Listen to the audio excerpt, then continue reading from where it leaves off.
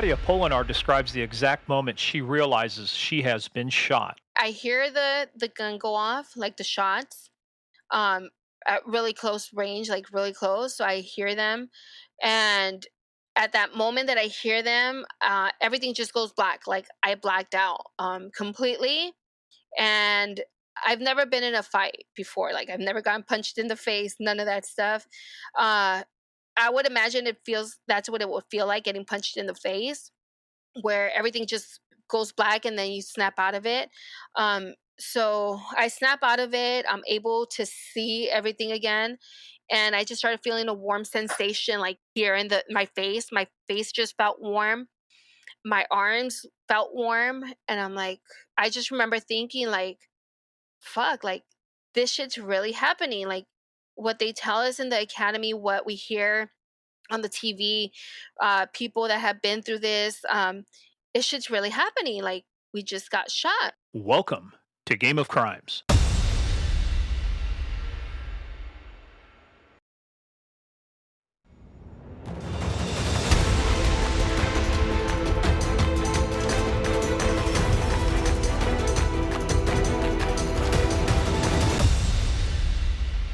So basically, your OT shift went off. I mean, there was nothing, just regular shift, right? Regular shift. And then a little bit before 2, I started heading back to the station to go pump gas, and then to go pick up my partner. Now, are you staying in the same car, or do you have to switch out vehicles? No, same car. I was keeping the same car.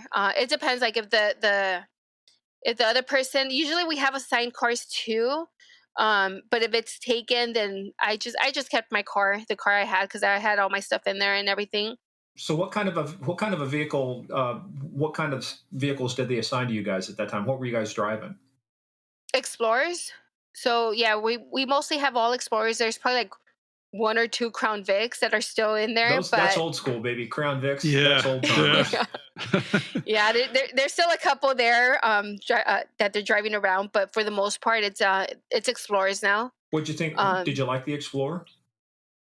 I did, because I'm like the Crown Vic. It was like I felt like I was too low, and then it's like with the I to drive it, it was good, but it's just like I didn't have that much room, like in the trunk with all of our stuff, and I mean it was two of us, so we had all of our gear in the back. What And then would they didn't have radios, they didn't have AC or heaters, so yeah. Ooh. Wow. So, what was your standard? So when you geared up for the day and you went to work, like you're loading up this Explorer, and you said you were what, 602 Frank? 602 Frank, Yeah, yes. 602. So, did you have the same radio number in the morning? No, in the morning I was I don't know, 685. It was like 680 something. It was a bus car, so it's like it's a different number, and then the area it's the numbers are like whatever area you work in. Yeah. So your radio number is different because you also paint vehicle numbers on top of your roofs, right?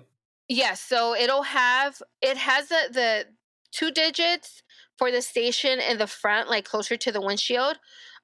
So for TSB, the number is 6060, and that's on top. And then behind the lights, that's where it's like the last three. I don't know if it's like the last three or the 4 digits of the vehicle, the actual vehicle number that are on there. Okay. But yeah, so yeah, like I said, like I kept the same car that day and just went back to the station. So And my so, what partner kind could. of gear is in that car when you guys are in there? What are you loading up? Why does it take an Explorer to haul you and Manny Double P around? So we were carrying at that time, because of the protest. We had to carry all of our gear, which included our helmet, our baton, because on our belt, like we have the expandable batons, but for the riots, we do have to have our PR 24 with us. Um, and then we have our I have a gear my bag. So in my bag I have my all my forms, my report forms, like the gas mask, extra handcuffs, zip ties, gloves, mask. I mean, pretty much a whole bunch of stuff. Like I had that in one bag, and then in the separate backpack, that's where I carried my helmet. And then I had another backpack with my food in there, my snacks. Hmm. But That's always important. Yeah. Darn right. The yes, food yeah, bag. If the vehicle's on fire, I'm saving the food bag. Everything else can be replaced. Food, I paid That's for right. that. Yeah, they had that, and then like my partner, the same thing. He had like 3-4 bags that we had to put in the trunk. So for folks you were talking to about the PR-24, because that's the old infamous side-handled baton, right? So Yes. we used to have a joke. It's kind of like, because that handle's there, and then there's like 6 inches above the handle, and then like 24 inches below the handle, because it's a side. So we say, why does that baton have a side handle on it? So when a suspect 3 times your size takes it and shoves it up your ass, it only goes up 6 inches. That was the TJ Hooker days. You'd see the side handle baton and somebody throwing it, tripping this. Yeah, what bullshit. Did you ever throw a PR-24 at somebody and trip them and go up and arrest them there, Claudia? No, I didn't. Darn. Hollywood. That's Hollywood. Yeah. Hey, did you guys have any long guns in the car with you, or extra ammo, things like that? We had the shotgun. So for every we had the shotgun in the front, and then in the back we had the non-lethal, the stud bag that we would carry too. So that was in the trunk. But yeah, it's like usually just the shotgun in the front. So no carbine, no 223, anything like that. No. And then for the rifle, I mean, we had to be trained. We had to go to training for that. So if you're not certified, training. I'm signing up for that. More training. Yeah. I still have to take that one, so it'll be a couple more, maybe another week in there to add to my training. Talk about that non-lethal one, because that was kind of fun. When I was back in 2012, I was the senior law enforcement advisor for the Republican National Convention. We're down in Tampa, St. Pete, and they were deploying some of the first non-lethal. You saw the guys there that actually had like the shotguns were orange, so you could tell that they were the non-lethal. But tell some folks about those non-lethal and some of those beanbag things, about what they do and what they're like. Oh, so ours, they're yellow. So they're yellow. They look just like the shotgun, but they're yellow. And I mean, like, when we go to training, when we go to the academy and stuff, like, no, it's actually in patrol school where we get to shoot the non-lethal ones. But yeah, I mean, like, it's pretty fun, like, what it does. Did you did you get hit with one? No, I didn't. Did you get to shoot anybody with one? No, I didn't. But when I was at San Dimas, actually, I didn't get to shoot it. I got there after the fact, but they had this guy that just went crazy on the neighborhood, and he cut himself up. So this guy was like charging at the deputies, and they actually like shot him with the beanbag, and it didn't do anything. I think they hit him like twice or 3 times, and it didn't do anything to this guy. Like, it didn't knock him, like, nothing. So he was still going after the deputy, and they had to take him down. But it just, like, I mean, it's Did you have a taser? I had a taser. I carried a taser too. Yeah. Yeah, we both got assigned tasers. Did you have to get tased to carry the taser? No, that was voluntary. I didn't volunteer for that. I'm like, no, I'm good. But you had to get sprayed with the oleoresin capsicum, yes. the OC. And for the folks that are out there, why is that such a fun one? Because the old CS gas, they used to call it the tear gas, that becomes an irritant. OC spray is made with cayenne pepper. You talk about taking a cayenne pepper, grinding it up, and shoving it into your eyeballs. That's what it felt like, right, Claudia? Are you with me? Yes, pretty much, yeah. I mean, the only thing that we did was the OC spray, and then the gas. We went into the a gas house, and I didn't like the gas. I prefer getting sprayed again than going into the gas. Yeah. I mean, I've gotten sprayed 3 times already in the 3 academies I went through. You volunteered for that? No, that's mandatory. That's mandatory. Okay. So yeah, like I said, I'm Claudia Apolinar. I've been through this academy 3 times. I only got to get sprayed once, folks. No. Yeah. So it's like the first time I'm like, okay, it was bad. The second time I'm like, okay, like it's not too bad. The third time I was like, piece of cake. I just wiped it off, and I went into like the bag that we had to punch. And yeah, I mean, like like I said, like I would get sprayed again than going into the gas. So when you go in the gas house, what'd you have to do? So we have our mask on. We go into the gas house. We have to take off our mask, say our name and employee number, and then we have to put it back on, and then we have to like clear it. So yeah, like I mean, my boogers were falling out. Like I felt like I couldn't breathe. So it was just bad. Like I didn't like the way it felt. Let me tell you where they learned that from. This is what happened. Fort Leonard Wood, Missouri. I'm going to date myself. July 1979. I'm going through the gas house at Fort Leonard Wood, Missouri, Army base. And That's what they do. They bring, and you know what is outside of every frickin' gas house on every military installation? Because they tell you, do not run. We had to take our mask off, but we had to say our name, rank, service number, stuff like that. And then they say, do not run, walk outside. We didn't put our mask back on. We just had to get exposed. There is a fucking tree outside of everyone. And when you come running out and they tell you not to run, what do you run into? You run into the tree. Did you learn anything after the first time? I only did it once, pal. And my dad was a career military, World War II and Vietnam vet. One of the things I learned is whatever they tell you to do in basic, do it to the letter, because they're looking for people who want to freelance. So, if they tell you do this. And number two, the lesson I learned, never volunteer for anything. You should have learned that lesson, Claudia. Never volunteer for anything. Who wants to be a driver? And everybody goes, oh, I do. You end up driving wheelbarrows full of bricks from one location to another. So anyway, back to the regularly scheduled podcast, September 12th, a day which will live in infamy. It starts so you're back. You get back to the station at 2:00. Not much going on. You and Manny Double P, you guys load up your Explorer. What are your duties for that day, and what time do you guys get to your first post? Your first duty assignment. So by the time we leave briefing and everything, it's probably like we get to the first one like around 3 p.m. I don't remember which one it was. I want to say, because we go by this matrix. We have they call it a matrix, and on there it has what station you need to be at and from what times to what times. So it's like, okay, like at Del Amo, we had to be there from 3 to 4 p.m.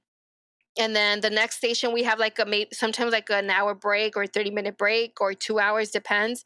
And then we have to go on to the next one. So we did our first one.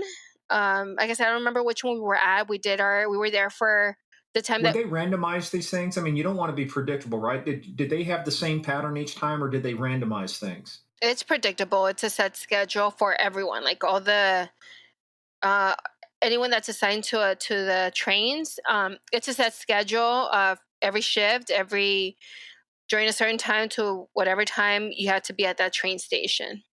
Yeah, does that coincide with the time that trains are arriving, or? No, not really. I mean, what we did, we would walk onto the platform, be there for 10, 15 minutes on the actual platform. See the trains would pass by, just wave at the train operator. But like I said, like it's like they run every 20, 30 minutes, the trains, or 15, 20 minutes. I'm not really sure. But it's just so we could be visible. They see us on the cameras. The train operators see that we're there. So it's not like, oh, the deputies are never around. So that's why they that's why they have that. You know the old saying, "Where's a cop when you need one?" Right? Yeah, exactly. Yeah, we're here. We're going to cite and release them, no matter what they do. We're citing and releasing. It's all about being seen. We're here to give you the perception of safety. Yes. Yeah, that's right. That's exactly right. Yeah. So you guys go and you knock out this first station. What do you do next? So how much, so walk us through. You're on duty now. You and Manny Double P, you hit that first station. What happens? So we do our first station, and I tell him like, hey, like we should probably get something to eat, because there was we didn't know if we were gonna get sent back to the riots, like because it was just like they would just tell us like last minute, like, hey, like we need you guys over there now, and we had to go straight there. It's like, oh, let me go get this. I mean, like, no, we don't have time for that. So it had already happened a couple of times where we didn't get a chance to eat throughout the shift. So that day, it was like around 4 p.m. It's like, oh, like, hey, like we should go eat right now before it gets late. Cause it was like usually like around 5, 6 p.m. That's when they would start calling us to respond.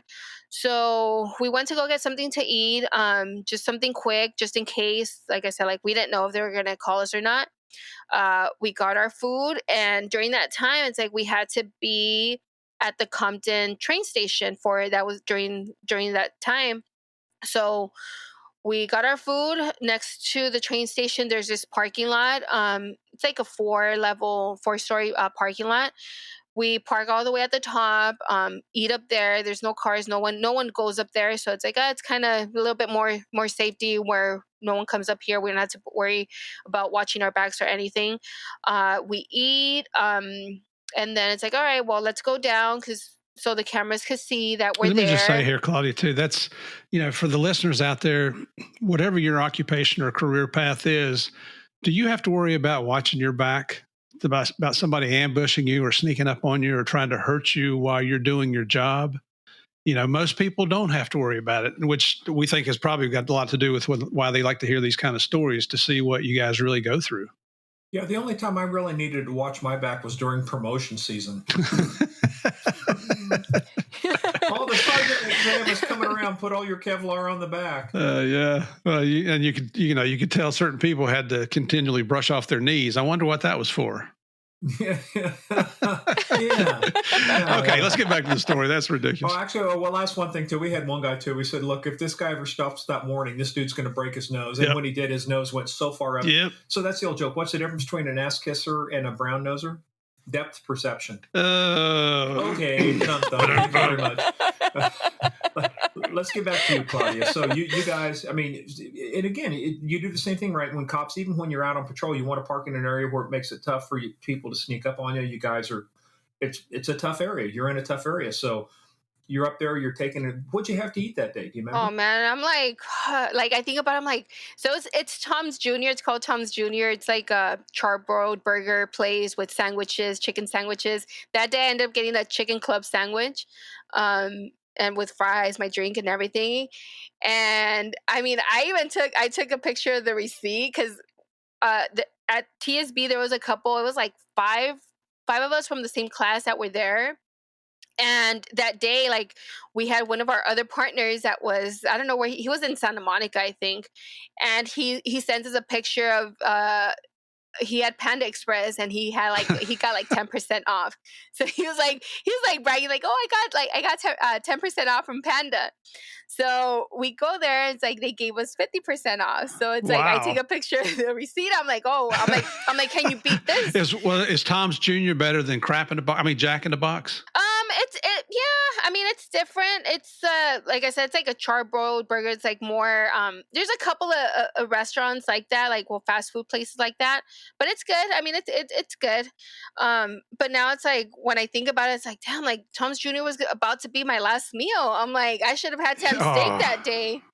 But I mean, it's so good to hear you laugh and joke about that. And I know a lot of people it just confirms how sick law enforcement people are. It's just how we deal with the crap out there. There's been a couple places I've ate at. I thought that meal was going to be my last meal because that meal sucked. Yeah, it had nothing to do with getting shot, did it? No, not at all.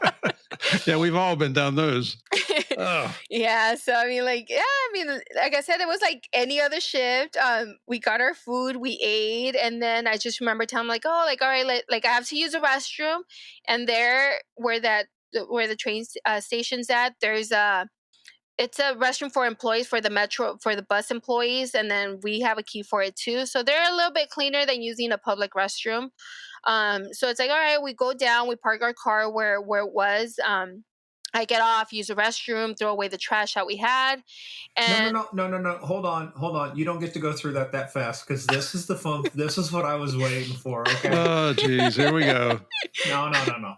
Let's talk about how you're dressed that day. So talk about your uniform, what you wear on a regular basis. So on a regular basis, I was still wearing the same. I mean, we have a couple of different uniforms that we could wear, but I was still wearing my Class A uniform with my metal badge, my danners, my complete like graduation, kind of what you wear for graduation. That's a Class A uniform, except without the tie and the gloves and stuff. But that's what I would wear because I'm like, okay, I just got out of training. Like, I'm still a boot. Like, I'm not going to be out there. I mean, like, the way at least I saw it, it's like, I'm not going to be out there wearing the comfortable pants and the shirt that gives you more, like, cooling and stuff. So I'm like, I didn't wear that. You also had Kevlar too, right? Yes. I had my vest on.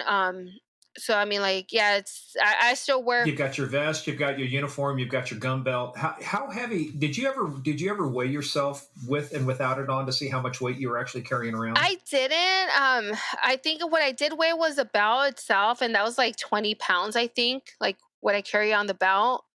I mean, obviously with the vest, it's a lot more, the boots and everything. But yeah, I want to say maybe it's like, I don't know, like 30 pounds I would carry. Around 30 pounds. And Murph, like you were saying, a lot of people, they don't have to worry about getting ambushed. A lot of people don't have to worry about wearing 30 pounds of gear a day. Yes. Well, You know, and to go to the bathroom, you've got to take some of that stuff off. Oh yeah. see, that's what I was getting to. Okay. I know you old Now, with pervert. guys, I know. See, and with guys, it is so much easier Yeah. Yeah. to go to the bathroom when you're in uniform. But when you're a woman, it is, I It mean, it's sucks. a Charlie Foxtrot is what we say. It sucks.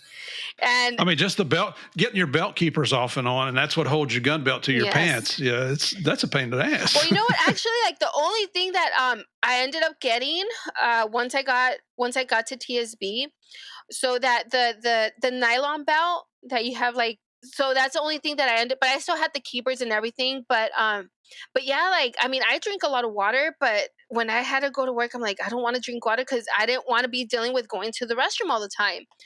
And I mean, like, I would try to hold it as much as I could, like, not to the point where it's like, okay, like, I'm gonna pee on my pants, but it's just to avoid going to the restroom and taking off all my gear. And then it was just like, it was bad. But I mean, I got pretty fast during the academy, especially with my 2 academies, putting it on.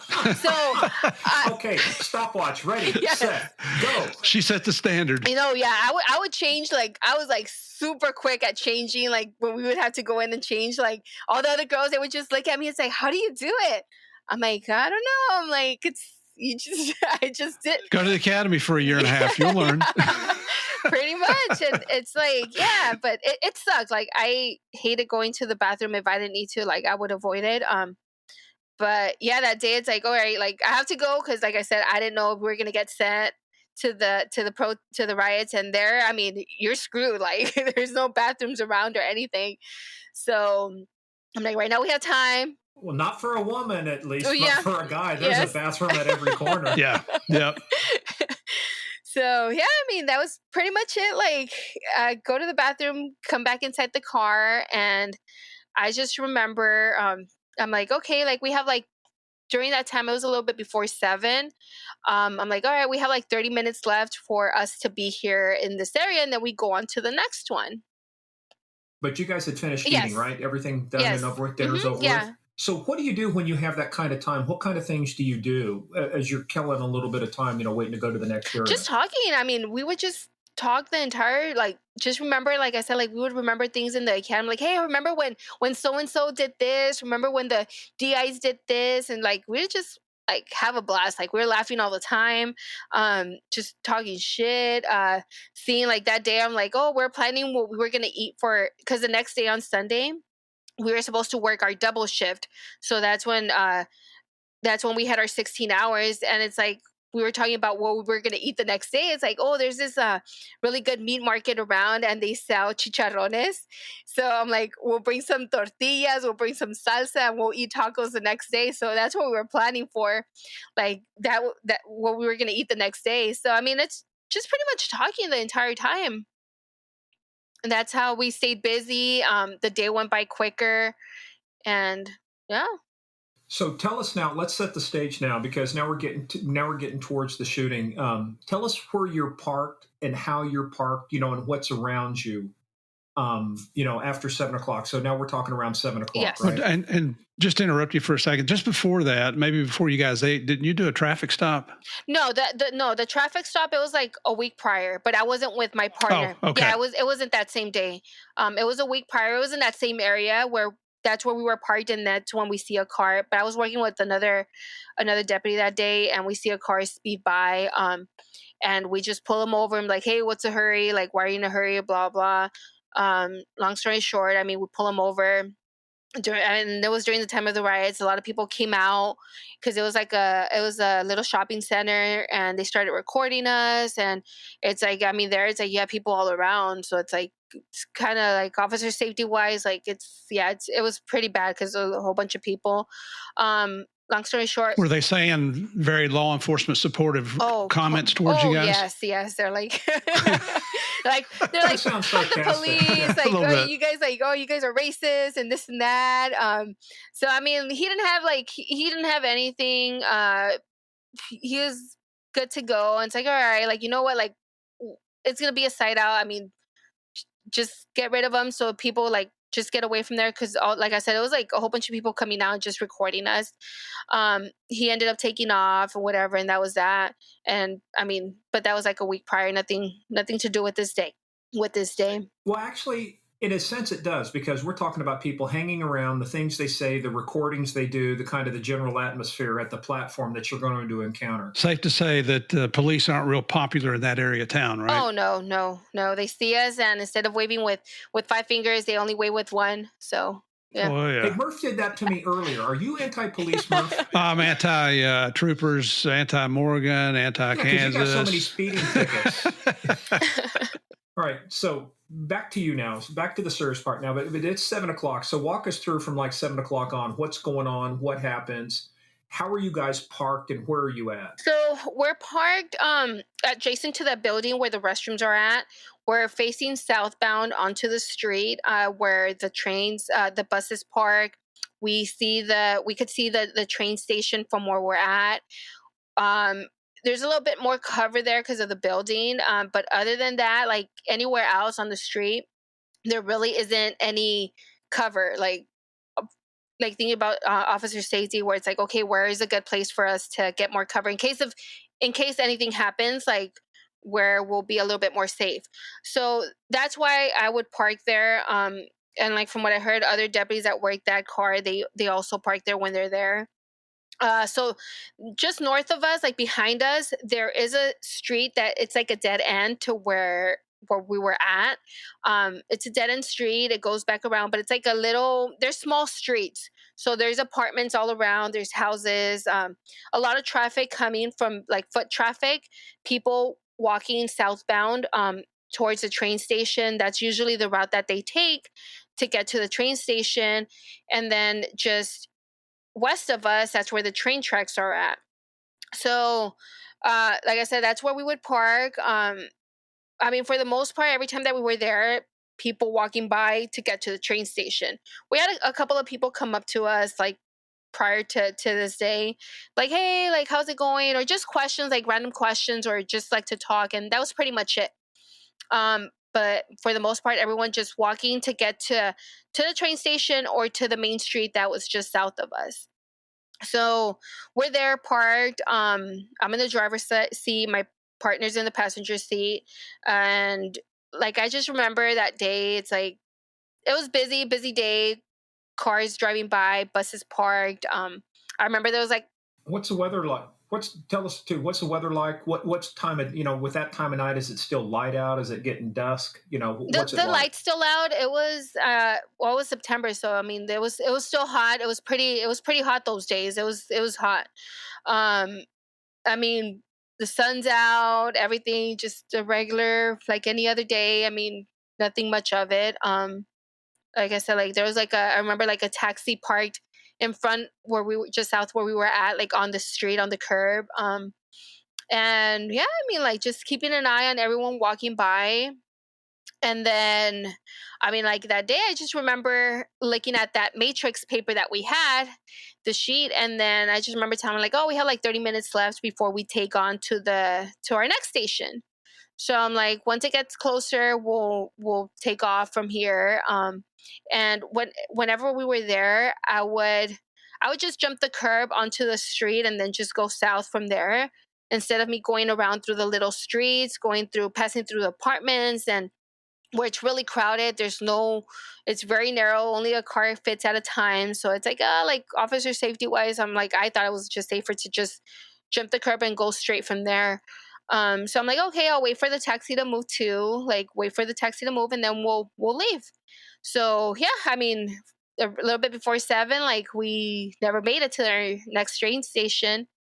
Um, and then that's just where everything started, the whole incident. Uh, Well, let's walk through that because how close were you to putting your Explorer into drive and leaving? So were you guys in the car, seatbelts on, ready to go? What was your state at that point? Your No, status? the car was still parked. The car was on. Our seatbelts were off. I wouldn't put on my seatbelt until we got to a major street. Even driving through the smaller streets, I would never wear it. I never put it on. Why is that? It's just like if something happens, if shit hits the fan, it's like get out quick. So it's like I don't want to be struggling with the seatbelt. So Did they teach you that in the academy, or did your FTO teach you that, or is FTO. that just something you picked up? No, that's in Okay. patrol training. I mean, every time that we would, like when I was in patrol training, like major streets, put it on. When we started driving slower through the residential streets, take it off. And it's just because of that, like officer safety. It's like if we need to bail out, like we'll do it right away, and we don't have to be struggling with the seatbelt. You have said officer safety quite a few times. I mean, and we know we always talk about officer safety, but it seems in this area, this was a huge concern for you Yes. guys, right? Was your safety? It's not like something you do every day. It's like, no, we're concerned because of, I mean, assaults, because of, you might be targeted, and especially with, again, we spent a lot of time talking about the current environment because there was a lot of animosity towards law enforcement at that point. So on that day, what were your ongoing concerns? Everything, like we said, like the situation, how tense it was, especially in that area, how they don't like us. And it's just like, I mean, you just never know. Like you hear, like, I mean, with that, like with me, like I would hear all these stories, like officers getting ambushed, from like you hear it on like things that happen in other places with other people. You hear it in the academy. They show us videos of officers getting ambushed, and it's always in the back of your head. It's like, who knows? Like you just never know. You never know when it could happen, if it will happen, if it won't. Like you just never know.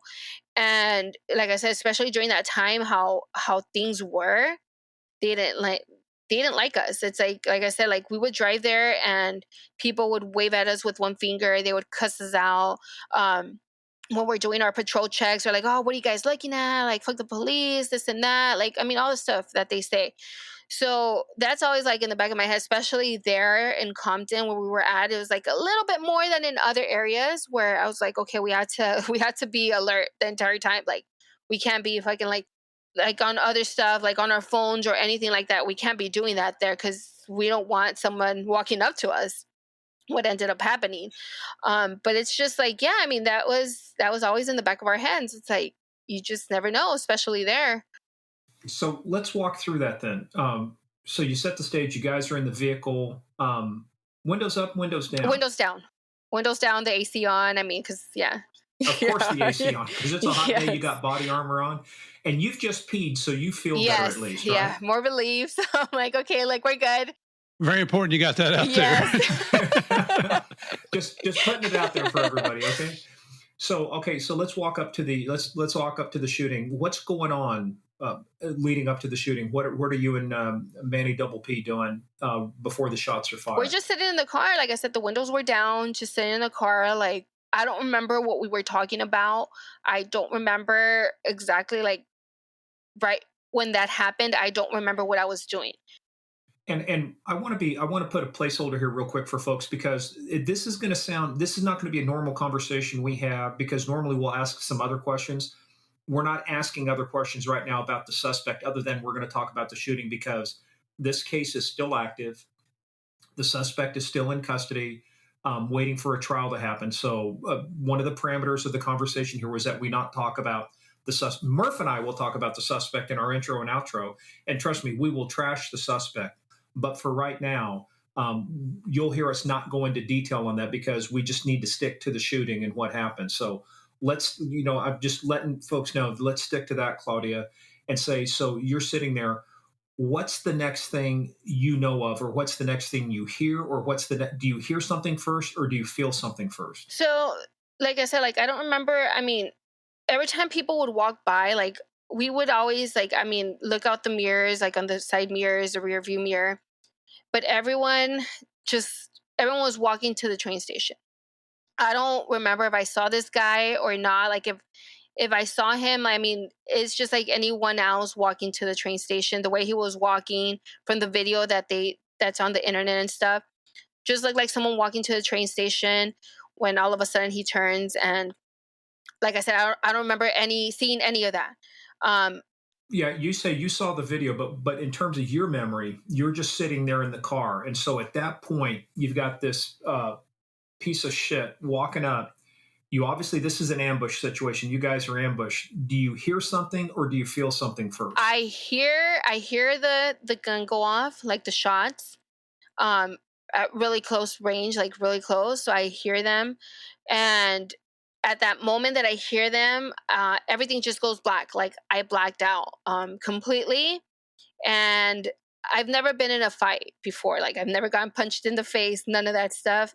Uh, I would imagine it feels that's what it would feel like getting punched in the face, where everything just goes black and then you snap out of it. So I snap out of it. I'm able to see everything again, and I just started feeling a warm sensation, like here in the my face. My face just felt warm.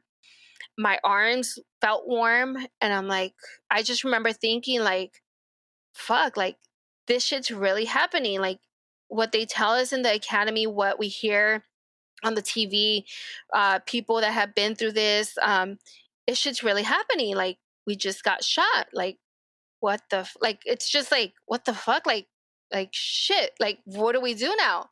Were you sitting in the driver's seat, the passenger seat, Driver's seat. and were your side windows rolled up or down? They were down. Completely down. Completely down. Yes. Yes. Both of you on both sides. Yes. You're facing south. You're up against kind of a wall there on your side, and the suspect is walking towards the vehicle past the passenger door to where Manny would be on the shooter's right hand side as he's passing. Yes. Is that right? So yeah, I mean, like I just remember feeling like, I mean, this warm sensation, like, and I just remember thinking, I'm like, this shit's really happening. Like, fuck, like. Did you feel any pain at that point? No, I didn't feel any pain at all throughout the whole thing. I mean, that day I didn't feel anything at all. It wasn't until the next day, but the adrenaline just kicked in as soon as I snapped out of it. Where I was able to see again, I just remember going for the emergency trigger that we have on our radio, and that's just in case, like that button's there in case something happens and we're not able to put out radio traffic, so they could pinpoint, like, to see where we're at and get help to us in case we can't talk or whatever it is, we're in a fight. Does it trigger? So when you trigger it, it knows the unit that it's coming from, and then it knows your location. I believe right? so. Yeah, I think it has a GPS, and then it knows what radio. Like it has a radio number that we're assigned to, and then they're able to track that person down. So you have the presence of mind. Is that the first thing you remember doing after you're snapping out of it? Is hitting that E trigger? Yeah, that's the first thing I remember doing, because, like I said, I didn't know what was gonna happen.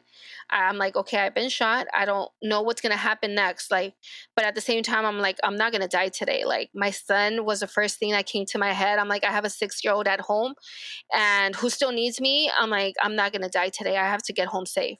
And I'm like the same for my partner. Like I saw him as my son. I'm like, that could be my son.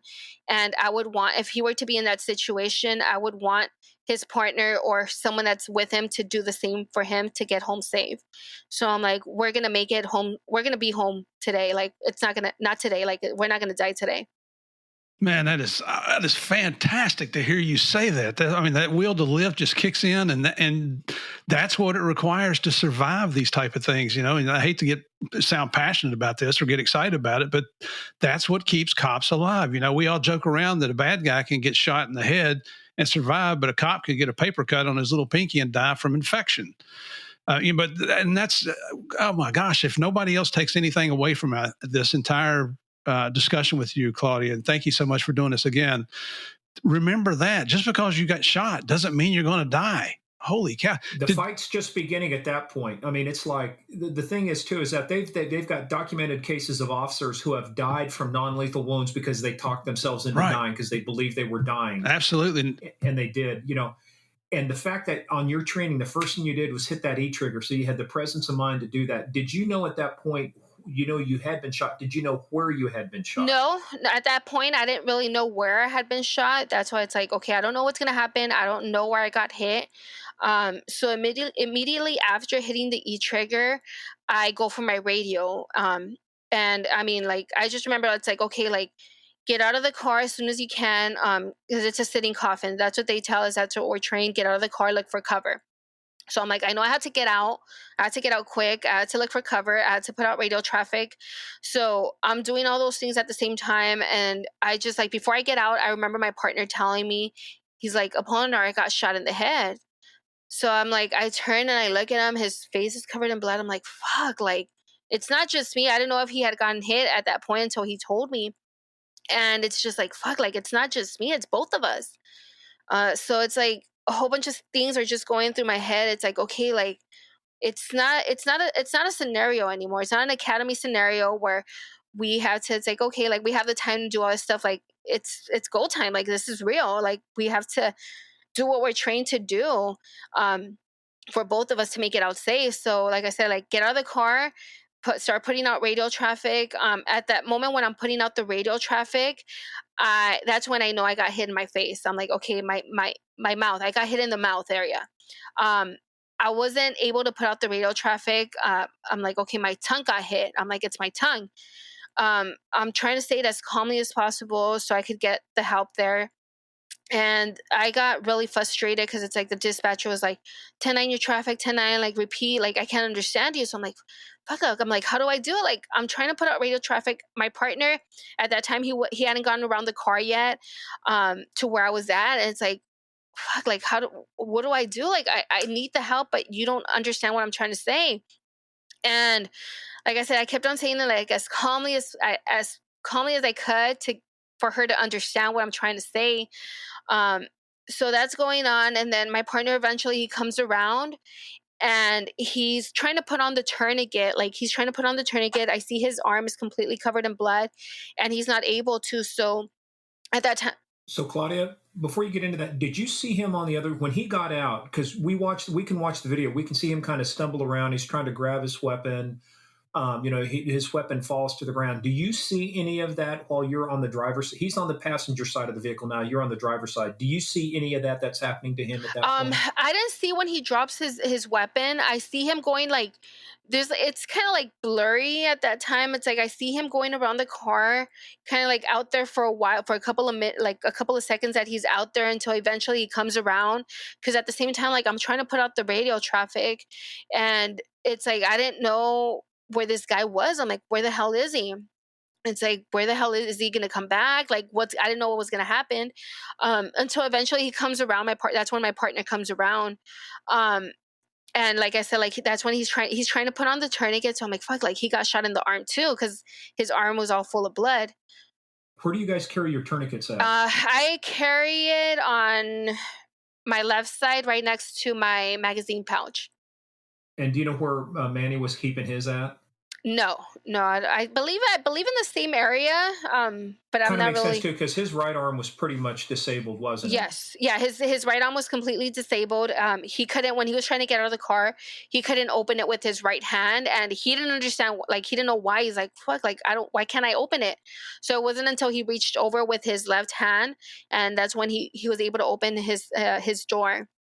So it's like when he comes around, like, he drops his weapon because he's holding it with his right, and he's not able to grip it. He wasn't able to grip it, and that's when it falls. And he comes around to where I was at, and eventually he ends up going back to get it. I don't remember exactly at what point, but he gets his gun back, and it comes back to where I'm at. Um, and I mean, during that entire time, like, I'm still trying to put out radio traffic. So I end up putting the tourniquet on him, and that's Well, another. let's walk through that for a second. So let's give people a visual picture. So your sheriff's office Explorer is facing southbound.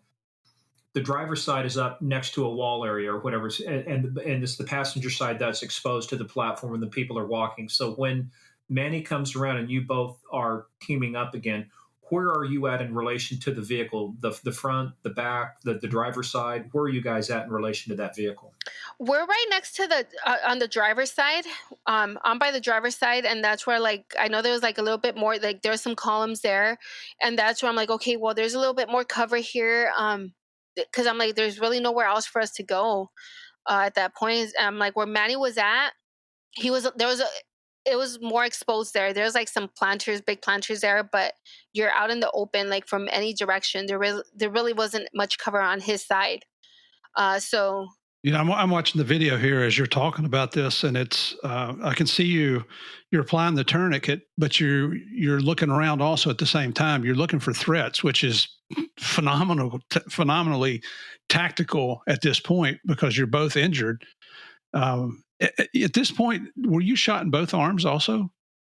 Yes. So it wasn't I was wearing a long sleeve shirt, and I mean there wasn't much blood coming from my arms. I mean the blood that I saw was like mostly from my face, from my mouth. But I didn't realize I had gotten shot in both arms until I'm putting on the tourniquet on Manny. So when I'm trying to tighten it, like I mean my arms are, I'm like, oh shit, like I have two holes in each arm and through the shirt. So when I'm trying to put it on, I didn't have the strength. I'm like, fuck, like okay, I got shot in my arms too, because I didn't have the strength that I had before prior to the incident. So I'm like, okay, I got hit in both arms. I'm like, I'm not bleeding profusely. So I'm like, I know it didn't hit any major arteries. So I'm like, okay, like I don't need a tourniquet on myself. Like I don't need to apply one on me. But with like Manny, I didn't know where he was hit because, like I said, like his arm is completely covered. I didn't know where he was hit. And another thing that I remember from the training, I mean, the very little training that I've had, it's like if you don't know where you've been hit, just go up as high as you can and put it as tight as possible. Did you see other people moving around? Like I see you looking around as you're trying to put the tourniquet on him. Were there other people milling around? Were people starting to look to see where the gunshots were all about? Yes. So where I'm looking, I keep on looking like just south across the street. There's where the shopping center's at. In that corner, there was like a group of like 15 to 20 people that started to gather up. And I remember them laughing, recording with their phones out, recording Well, us. wait a second. You heard them laughing? Yes. It just pisses you off. The only thing that pisses me off more than this, maybe it's going to piss me off both. It was last episode, Steve, and the two zeros who thought they were heroes and left Alex exposed out there. What kind of a society have we devolved to where you watch, regardless if it's a police officer or a citizen getting shot or assaulted, and you sit back and you laugh at it? And I mean, I eventually saw the videos that some idiot posted, where he's like, oh, the cops just got gassed, and it's like him recording the entire incident stuff, when the other units get there. But like I said, like I remember those group of people, and I didn't know if the shooter was in that group. I didn't know if he was going to come back or what. Like I had no idea. So it's like I had to keep my eyes on them to see what they were doing. And then I do remember a guy came out. There was right next to where we were at, there's like a gate that leads to the parking structure, and he was the only person that came out when this happened, and he saw us there. He's like, hey, do you guys need any help? Like he came up with his hands up. He's like, do you guys need any help? And I wasn't able to talk, but my partner told him, like, just get back and call 911. And that's pretty much what he did. He went back inside and took off. But other than him approaching us, I was the only person that approached us to see if we needed anything. And besides the other people that were just south of us, just like I said, laughing, saying a whole bunch of shit. And yeah, I mean, like I said, it's Did like, that register with you at that point? I mean, I know you heard it, but did it register with you that people were now mocking and laughing at the fact that you and your partner have been shot multiple times? no, no. I mean, I wasn't like, I knew they were there. I was aware of them. I wasn't paying attention to what they were saying. I'm like, okay, that's my least of my worries. Whatever the hell they're saying, whatever. You're more worried about where's the threat at or where's my next Yes, threat at? the threat, and then for us getting to safety. So that's what I'm like. That's what I was focused on. But like I said, like all this, everything going on, like time slowed down. That tunnel vision that they say we get, like luckily, like I mean, I was alert the entire time. I was aware of my surroundings in case like we didn't know where the threat was at, if he was gonna come back or not. So it's just like looking around for anything. How do you manage to get the tourniquet in place then? I mean, you've got all of the stuff going on. You're trying to get out the call for help. What's the order that things happen in? Does the tourniquet get put on first, and then you make the call for help? Are you able to get the call for help out? You've already hit the E trigger. We know that. So walk us through what you remember in terms of how things happened as this was going on. From what I remember, so hitting the E trigger, getting out of the car, start putting out traffic. So I keep on putting out traffic the entire time, and that's when we're going back and forth. And then at the same time, that's when Manny comes around. He's like, "Apolinar, can you like help me with the tourniquet?" So I start putting on the tourniquet. and at the same time, I'm like, okay, well, I can't be doing two things at like putting out radio traffic and putting on the tourniquet. So while he's down on his knee on the video, when you see that he's down on his knees, that's when I give him my radio, and that's when he's able to put out clear traffic. While he continues putting out radio traffic while I'm putting on the tourniquet, and then we just pretty much wait there until the other units come. And I mean, it's like, Are you able to get the tourniquet put on him and cinched up? yes, from what I heard, from what they told me, that yeah, it was actually on pretty tight. So yeah, I mean, it worked. You know, too, listen to the and for our listeners, you can go on YouTube and watch this video. Don't give any credit to the jackasses that put their own videos out there that were being jerks about this whole damn thing. But I'm looking at the one that you did in another interview, and the audio is on there as well. And seriously, I can hear you keying the mic, and I can hear noise, but I cannot understand a single word you're saying. I can't imagine how frustrating that had to be for you, because now you know it's you're injured, but your partner is too. And man, when your partner gets hurt, you know, Morgan, you can attest this. When your partner gets hurt, that's as bad as you getting hurt. Yeah, Yes. when one hurts, we all hurt, man. Absolutely.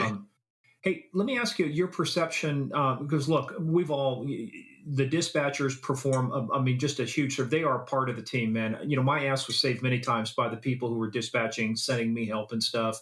Did you get a feeling, though, that day with dispatch, did they understand that something bad had happened at that point? Or did they think that there was just, because, you know, radios don't always work. Did they think there was just a comms problem? Did you get a sense that, did they understand it was something really bad happening? Or did they think it was more of a comms problem? Well, I'm not really sure. I mean, like, I haven't spoken to the dispatcher from that day, but the way they actually ended up finding out what happened. So the cameras from the video, the TSB dispatchers and MTA employees have access to the cameras, and the dispatcher from our station from TSB heard the radio traffic. She heard 602 Frank Compton Pax, and they went onto the cameras, and they saw that's when they zoom in, they saw what was going on. And from what I've heard, like, they're the ones that contacted our main dispatchers, our headquarters, where the ones that were initially that I was talking to initially, they're the ones that contacted them and told them, like, hey, you guys need to send units code, like, now, like, they need to this is what's going on. So that's how they ended up contacting Compton Station, which is the closest station, probably like a mile from where it happened. And they're the ones that responded. And it was like actually like less than 2 minutes by the time they responded. And for me, it seemed like we were there for like 15 to 20 minutes. Like everything slowed down. Like, but a 2-minute response in LA County, I mean, is miraculous kind of in and of itself. It is. Yes. You know, and I want to point out one thing, because I'm looking at the video here, and I got to quit looking at this because I can't calm down right now. Pisses you off. It does. But you talk about weapons discipline. When you pick up Manny's gun from the ground, I'm looking at a video right now. You have your finger not in the trigger guard on the trigger. You have it on the side of the trigger, which we're all trained to do. You don't put your finger on the trigger till there's a threat coming at you, right? Mm-hmm, yes. And so, I know you probably don't even realize that, but that's how important training is. I mean, you're doing that automatically because that's what you learned. Well, she got that extra week of firearms training to reinforce that. Yeah. Yeah, it's just like I said, it's like everything just kicked in. And I mean, I don't have half of the training a lot of these guys in the department and other agencies have. Like, I'm brand new, and I don't know, like, maybe it was a good thing that I was brand new, that I still remember everything. Like, everything was so fresh coming out of the academy and patrol training. So it's like everything just, like, the way I've told people, it's like it kind of felt like a scenario, like I was doing a scenario where we have a checklist where it's like, oh, what we have to do in order to pass that scenario. And we have an ambush scenario in the academy and in patrol school. So it felt like that. Like, it's like, okay, I did this. I hit the the E trigger, put out radio traffic, look for cover. If we're able to shoot back. And it's just like everything. It felt like that. Like, it felt like. Claudia, let's stop there for a second. Let's talk about that. When you were in the academy, like you said, they did ambush training. We don't want to tell people what the ambush training is, but they gave you ambush training. Based on what you did and how you responded, how closely to your training what's the scenario that you were given, and how close to your training did you respond that day when you guys got shot? Like I said, it's like it it felt like it was like a kind of like very close to how our scenarios are, especially for that one, the ambush one. Obviously, like other factors come in, but like based off the training that we did for that scenario, it's like everything was pretty much how we trained.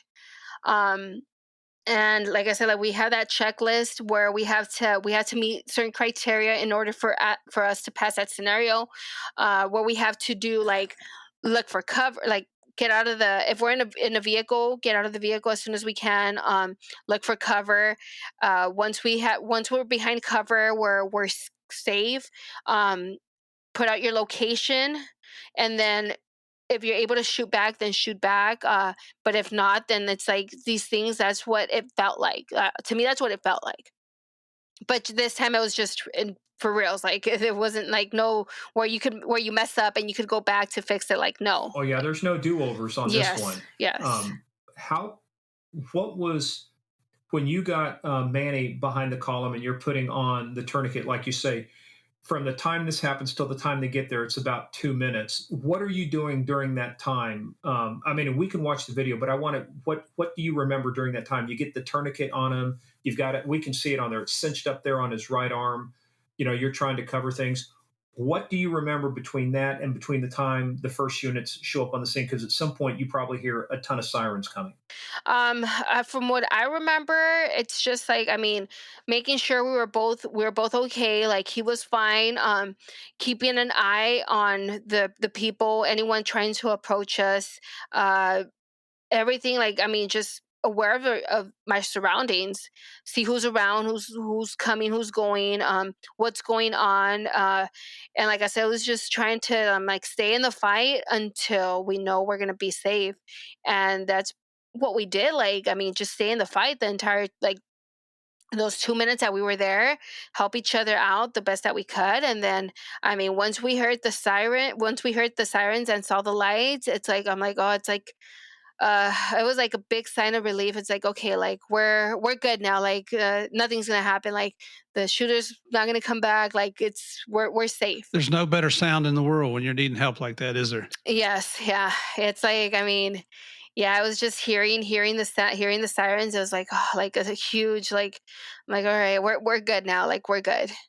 What did you and Manny talk about? During that time or Yeah, during that time. So you're getting a vector. I know you're working on the tourniquet. What kind of are you guys having any kind of a discussion, or is it just more you just saying here, do this, do this? Are you guys going back and forth about anything? no, I mean, well, I couldn't even talk, so I couldn't. It was hard for me to talk, but it was just like he, like once he was able to, like that he got my radio, he started putting out the radio traffic, and it's like just we try to remain calm. It's like I remember me like telling him like you're fine, like you're gonna be okay, and I mean just try to for him to stay calm. Even like once the units got there and on our way to the hospital, I still remember him to like tell him like do like holding on to him like we're fine, like we're gonna be okay. Did they both put you both in the same ambulance? No, we didn't get transported by ambulance. It was a radio car that transported us. Oh, you did? Yes, They so just threw you but you were both in the same car then? we both got in the same car. It was two TOs from Compton Station. They're the ones that drove us to the hospital. We both get in the back seat of an Explorer. And like I said, it's like I remember I was alert that we were both alert the entire time. We walked to the car, like they never carried us. We walked to the car, get in the car, and I remember the ride from from that place to the hospital. I remember the exact route that we took. I mean, They didn't like take you to MLK, did they, where you could go visit with your no, old friends? no, they didn't take us there. Because there's no trauma center at No, MLK. yes, We've established that. yes, no, we were transported. They took us to St. Francis. That's in Linwood, and that is the closest trauma That is center. a trauma center. That's good. Yes. What was the ride like going there? What was going through your mind? It was just like I'm like just thinking like damn, like we just got shot, like still thinking like shit's like it felt like a dream, like a really bad dream. I was like this can't believe this happening. Like, I mean, you just never think it, like, you never think it's going to happen to you until like it does. And like, I mean, just going there, like making sure we were both fine. I mean, it was just it was fast. I mean, it just seemed like we got to the hospital like so fast. It's like, oh shit, we're already here. Like, we actually got to the hospital before the hospital was even ready for us. They had called it in, but the hospital wasn't ready by the time we got there. That's how fast we got there. So you're in the car. At what point did the perception of time come back to a realistic perception? I think once I was in the hospital, like once I was actually like in the bed, I'm like, oh, okay, like it just kind of went back to, I'm like, okay, like we're good now, like everything, like everything just kind of went back to how it was, like the Like regular time. regular time, yeah. So when you guys get to the hospital, and of course they take you in the emergency room, the trauma center there, how long was it before your first surgery took place? So I get to the hospital. We get there where they're cutting our uniform, taking off all our gear to see if we got shot anywhere else. And we've already established it's a bitch to get undressed when you're in uniform, isn't it? No, and I still remember, like, I'm there trying to help them out, like taking out the buttons for my shirt, like for my belt, like trying to take Oh it no, out. no, they're cutting it. They're going to cut everything off. I know, You forget I that know. shit. Not to I mention know. you've been shot in both arms. You've got wounds in both arms. Holy cow. Yeah. Oh, woman, And I'm like, you've been shot. I'm still trying to take off my keepers. I'm like here, like trying to help them out, like trying to take off my boots, and like, no, it's like stop moving. So yeah, they did that, and I was alert for like, it was several hours before they actually put me to sleep. Like, they put me to sleep. And after a while, like, I just remember, like, I started to wake up again, and I'm like opening my eyes, and I just hear like the nurse, like some nurses say, like, oh, she's waking up, like go get some other stuff that they gave me. Um, and So they put you in a medically induced coma in a sense. Yes, yeah, and I didn't, because I wasn't gonna go into surgery until the next day in the morning. So they put me to sleep, and then the surgery was in the morning. They did what the for the jaw in both of my hands. They put the bones back together, and it wasn't until the next day, probably like around 5-6 p.m. when I woke up, and that's when everything hurt. So you didn't hurt up until that point. You don't hmm remember. No pain, Man. like Well, nothing. now, do you know what was going on with Manny during that time? I mean, we were both in the same. They had us both like in the same room. I just remember, like, I kept on asking, like, how is he? How is he? Like, no, he's fine. He's fine.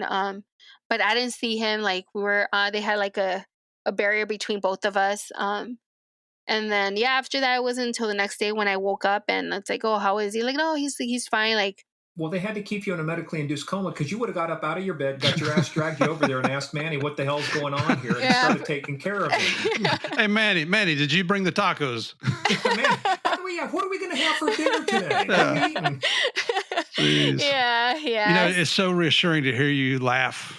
I mean, we just relived the most traumatic thing that's ever happened in a police officer's life, and you survived. And the fact that you're able to laugh about it now is just very, very reassuring.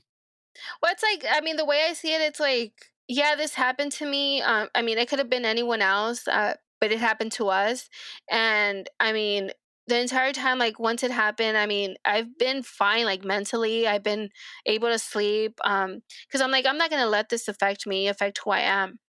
I'm like, I I've never been the type of person where it's like, oh, I just lock up, like go to my room, lock up, and just cry about things that happen. It's like, shit happens. And it's like, you have to move on for that. And it's like, I'm not going to be there crying about it, being all depressed.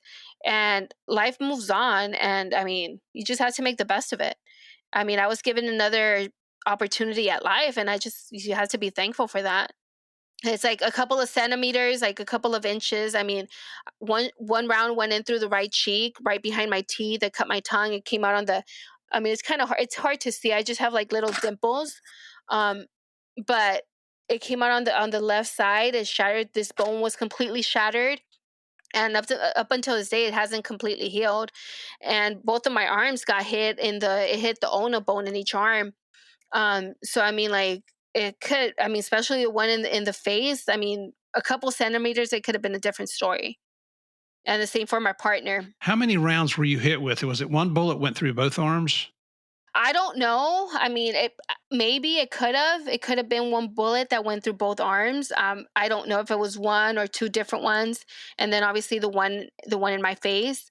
And I think, like I said, I don't really know that many details yet because of the case. But I'm pretty sure like some of the rounds that went through my partner went through me Yeah, too. so you got hit at least twice, and Manny twice, you think?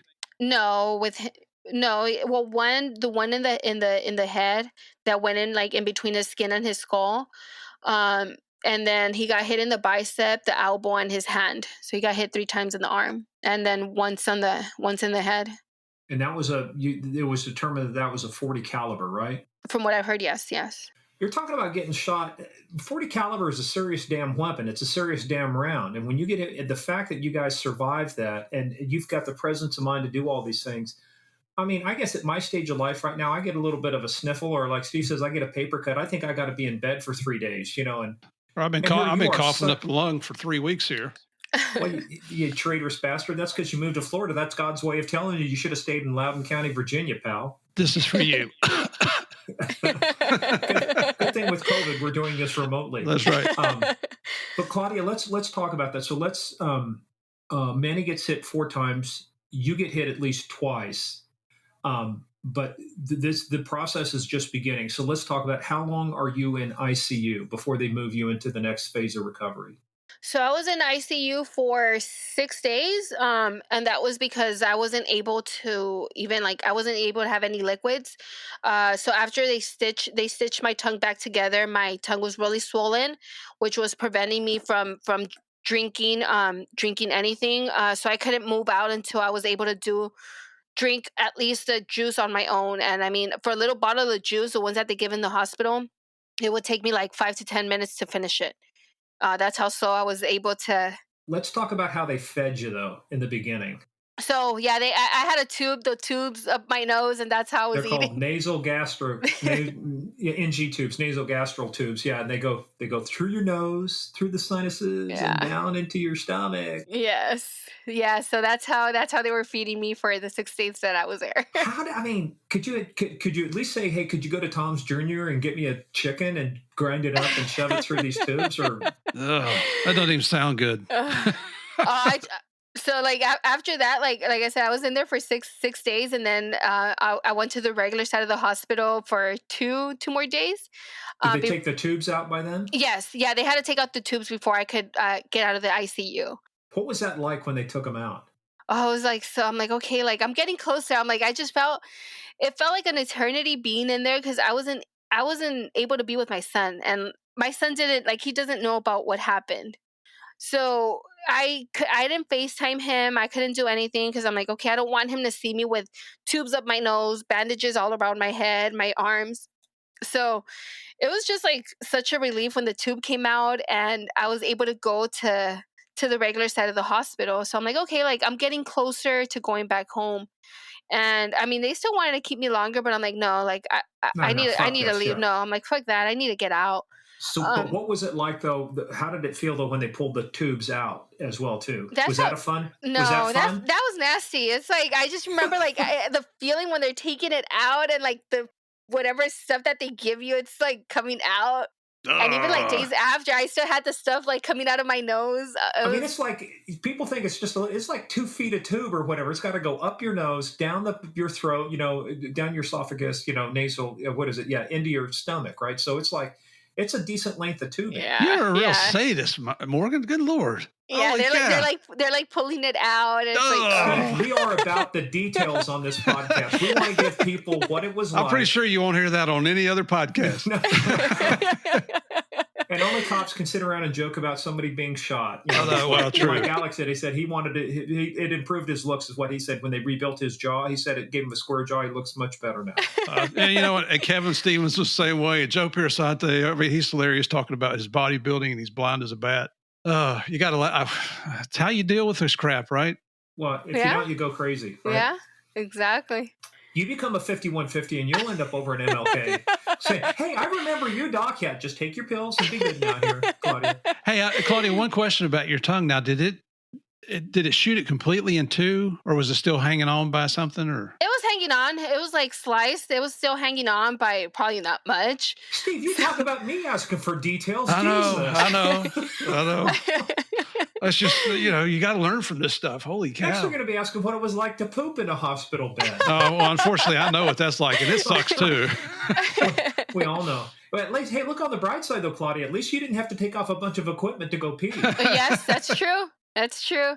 There was at least a little bit of an upside here, right? Oh man, like even that was hard. I'm like, because I couldn't walk. Like I didn't start walking until probably like on my 4th day of being in there, where I was just in the bed like all day. I wouldn't get up at all. And I mean, I remember the first time that I actually got up to use the restroom that they had there. I was like, I felt so weak. I couldn't do it. It's like I felt weak, and then everything just started spinning. But I'm like, no, I'm like, I have to push myself, because I'm like, I'm trying to get better, get out of here as soon as I could. And whenever I had the opportunity, when the therapist would go, like eventually started from walking from in like the bed to sit down on the chair in the room. I started going out into the hallway. And just started walking around there. So it's like that helped, like so I could see that I was doing good, and so I could get released and get out. And that sounds so much too, Steve. When we were just talking with Alex this last episode, that's what his thing was. He said, I wanted to do this so I could do this, and then I did this so I could do this, and everything was just little steps, little things. Set those little goals, those little milestones. Set those little goals, right? Well, didn't they equip you with a special mouth apparatus during this time for a couple months? Yes. So right after, yeah, and that was probably like the best part. So right after the surgery, when I woke up the next day, like my mouth was already wired, completely wired shut. I couldn't open at all, like anything. So which Murphs wish he could do to me sometimes, but or Connie sometimes too, because boy, she gets on my ass. I can't get away with anything around. That's my wife, Claudia, by the way. So you're wired for sound. You're now virtual, radio antenna. So they wired your jaw shut. What happens after? Yeah, what goes on? And my mouth is wired for 2 months. I have a cast in each arm for 2 months also. So I mean, with my mouth wired shut, once I started able to eat, I mean, I was on the liquid diet for the 2 months that I had it, because I couldn't eat anything but liquid. So it was like smoothies. I got kind of creative. I mean, I just got tired of eating smoothies and soups, like blended up soups, that I had to try some tacos blended up with like bean juice. So yeah, I tried that, and I mean, it satisfied the craving. It was a little weird, but I mean, so you're pure. You gotta love this, man. She's puree and chicharron, right? Put a little salsa in there with it. Yes, yeah, pretty much everything in there. I'm like, okay, like I'm not gonna put water, so I put the bean juice in there. So I'm like, it wasn't too bad. Hey, at least you're getting the taste, right? Yes, I had the taste, and like I said, like with other stuff too, like I mean, what else did I have? Like, I mean, I just got really creative with the food, and it still sucked. Like, it sucked because like there was days where I wouldn't get full, even with eating that. Like, I wouldn't get full. So it's like, I'm like, man, I want to eat. Like, I need to eat a good meal, and it's just like not being able to just sucked. But I'm like, okay, like 2 months of this, and hopefully, like they come off, and little by little, like start eating again. And I mean, it was just like a process, like getting from to how I was to like when the wires came off. How long were you in the hospital? For a total of 8 days. 8 days. And then where did you go after the hospital? I came back home. Oh, you were able to say. Mm-hmm. I'm looking at my notes from where we did our pre-call with you, and it just now hit me. I forgot what I typed this in there. You said that after you guys have been shot, that Manny, you gave him your radio, and I was looking at the video here, and you can see his microphone draped across. What happened to his radio? So his there was a round that actually skipped off his vest and hit his radio. So that's why his radio wasn't working at all. And like at that time, like he was saying, like he couldn't understand why. He's like, I'm trying to press the button and nothing. So it was because of that. But that bullet skipped off his vest too. So that may have been something too that, again, there's another round. I don't know if that one hit you or if that's unaccounted for, but yeah.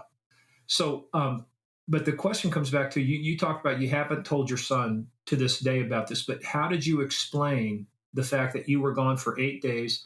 Mommy comes home, no offense, but you look like shit. You're wired up. You look like you look like you lost a big boxing match, with Mike Tyson back when he was good. How did you explain that?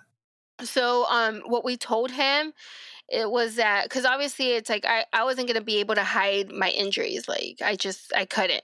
Not the same So way you hid your injuries in the academy. We yes, understand that. yeah. Yeah, Claudia. It's got a Yeah, history going here. yeah, this time I couldn't do anything about it. So I mean, what we told him, I was training, I was running down a hill during training, and I tripped, I fell, I broke my jaw, and I broke my arm. So I mean, he was like, okay, like he's like, but what happened? So I'm like, I'm trying to explain. I'm like, yeah, like I fell while I was running. But he's like, are you gonna be okay? I'm like, yeah, I'm gonna be okay.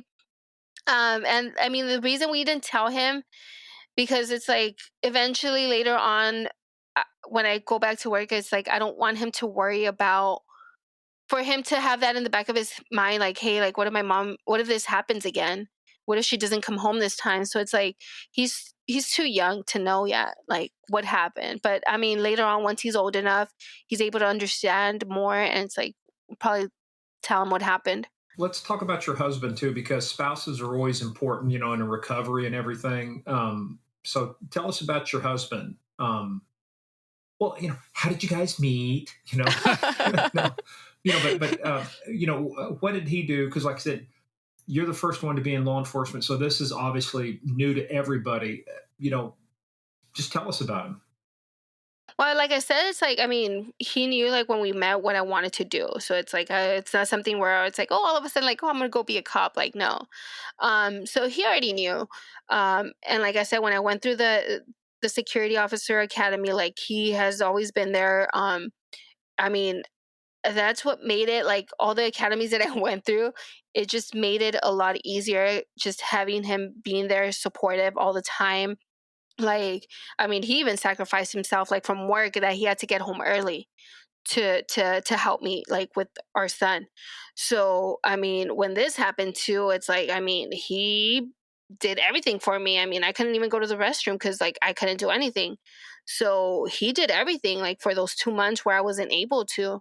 And it's just like having him, and like my parents too. I mean, my mom was the one cooking, um trying to see what foods I could eat and everything. And I mean, it just made everything a lot easier, not as like stressful for me to be like, oh, like, oh, I can't do this today. Like, no, it's like, and then at the same time too, I never, I never let myself, like, I never let it get to me, because it's like I don't want them to see me. Like if I cry, like there's days where I would cry, especially at nighttime, but it's like I wouldn't let them see how I would get, because it's like I don't want them to worry. I don't What were want you them. crying about? Just like, I mean, it was more the pain. The pain, like I started getting muscle spasms at night where it got really bad, and I don't want to go to sleep. Like I was afraid of going to sleep because I knew what was coming. Like that pain was just like, it was so bad, and it didn't start until like a month after. After, like, that's when I started getting the muscle spasms on the left side, and it just shot up like all the way up. And like I said, it's like the pain was so bad. I think even more than getting shot, like where I just couldn't take it. And I mean, just frustrated for not being able to do things on my own. Like I would get frustrated, and it was hard. Like like for to have someone else do that, all that stuff for you, that I just wasn't used to. And like I said, it's like I never let them.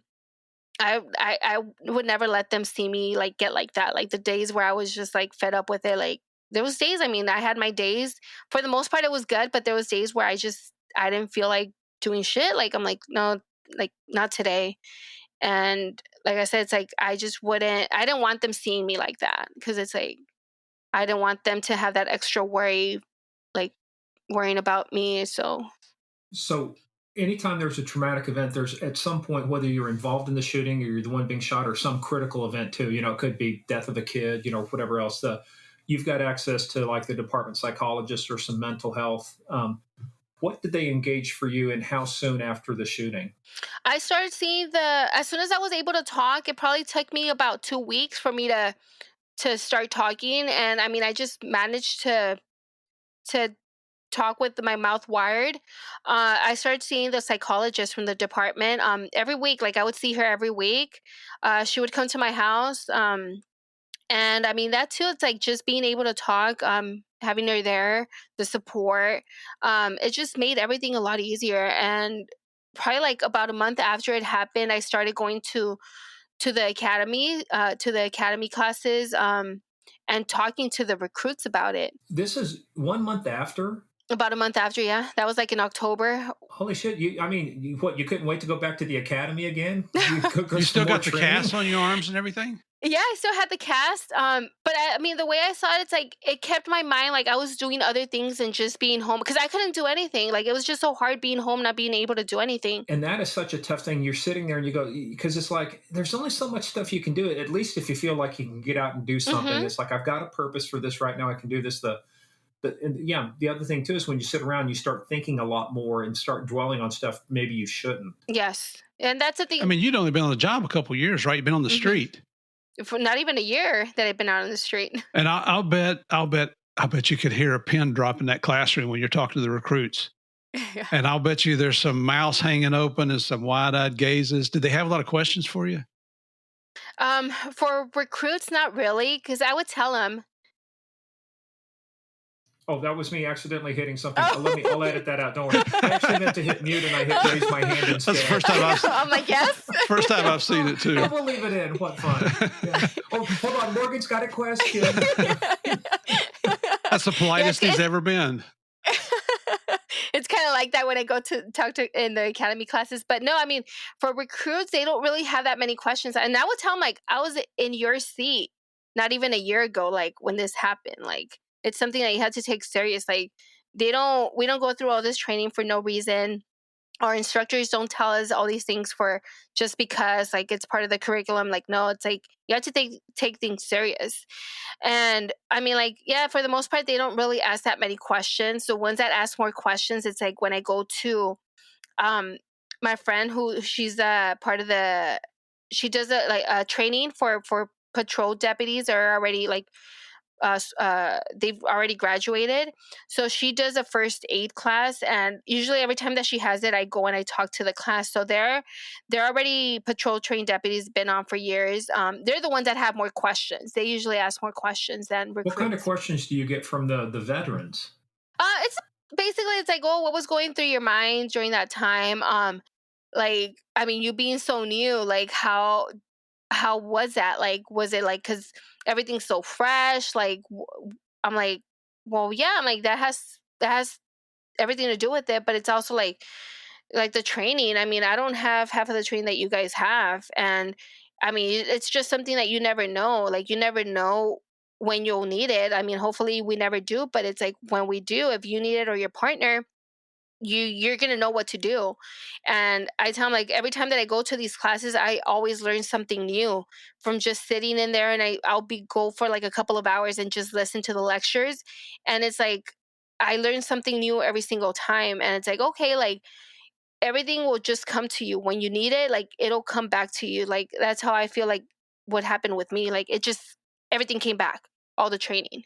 And and that makes sense that the veterans would have more questions because the new people, unless they've got prior law enforcement, a lot of them don't know what to ask. Yeah. It's like, but a lot of them probably, especially the area you're in, probably been around shootings or officer involved things or things like that. Well, it makes you wonder too, did any of the recruits drop out after they heard your story, realizing, oh shit, this is for real? From what I've heard, so one of my other classmates, we're really good friends. She's in Compton. She trained at that station, and she's the one that she's the one that took the handle on our incident. So from what she told me, like, I guess it was during that time she was still on training. They had other trainees there at that station. And when this happened, one of the trainees, he saw, like, he went to the call and everything, to the incident, and he ended up rolling it up and went back to custody because he's like, I can't do this. And it's like something like it took that incident for him to realize, like, you know what, this isn't for me. And but I mean, like, what?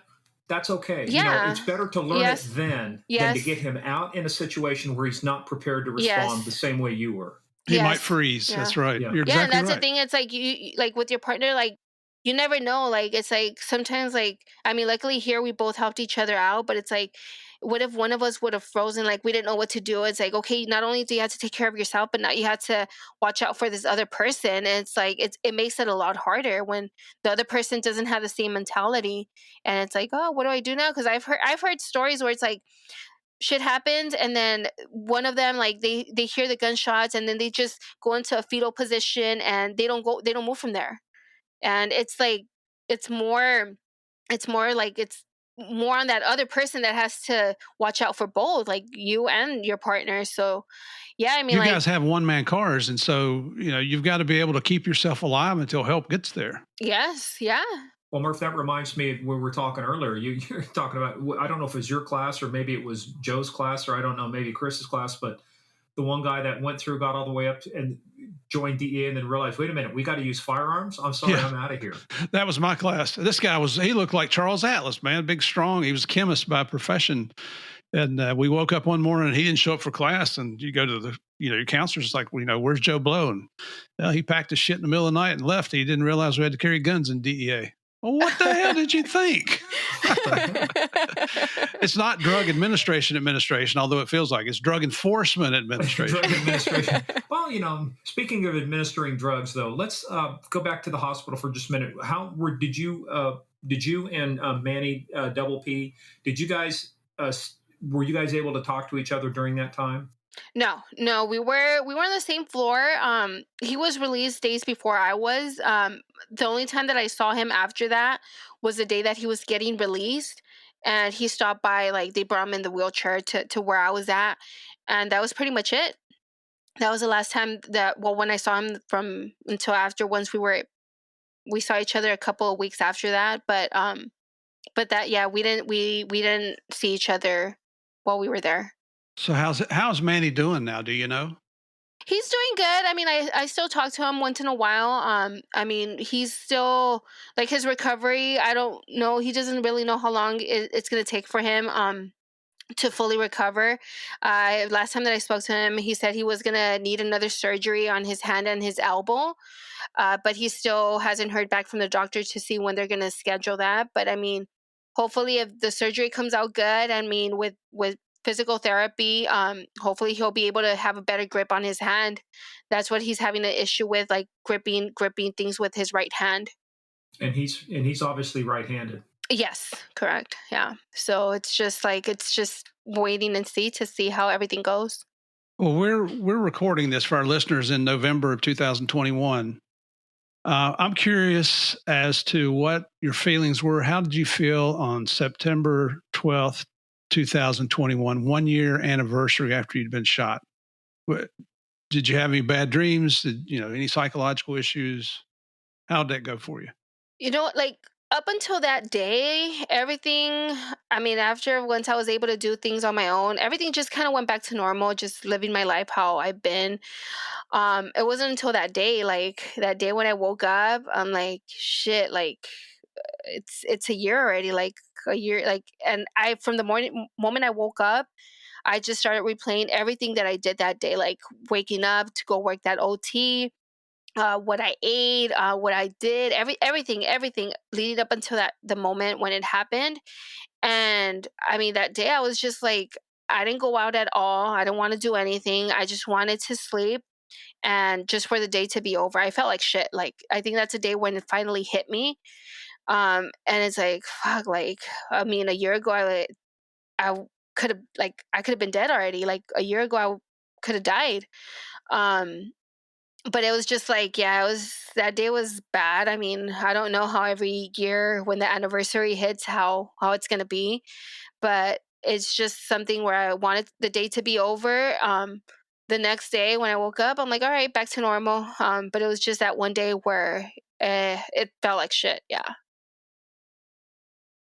Well, the old saying is you never get over it, but you do get through it. And over time, I think the impact will lessen, but it still never leaves you. These people who say, oh, the family wants closure. Closure's a myth. You never get over this stuff. You just learn how to deal with it. You'll never get over being shot. I mean, No, and I mean, it's something that I think every single day. I can't avoid thinking about it. I mean, I have my scars, so it's like I can't. It's not something where it's like, oh, like I didn't think about it today. Like, no, every single day I think about it. And I mean, like, I think about it. It's like, oh, okay, like, it's like whatever. Like, I mean, move on. It's not something where it's like, oh shit, like I'm gonna be locked up in my room today crying about it. Like, no.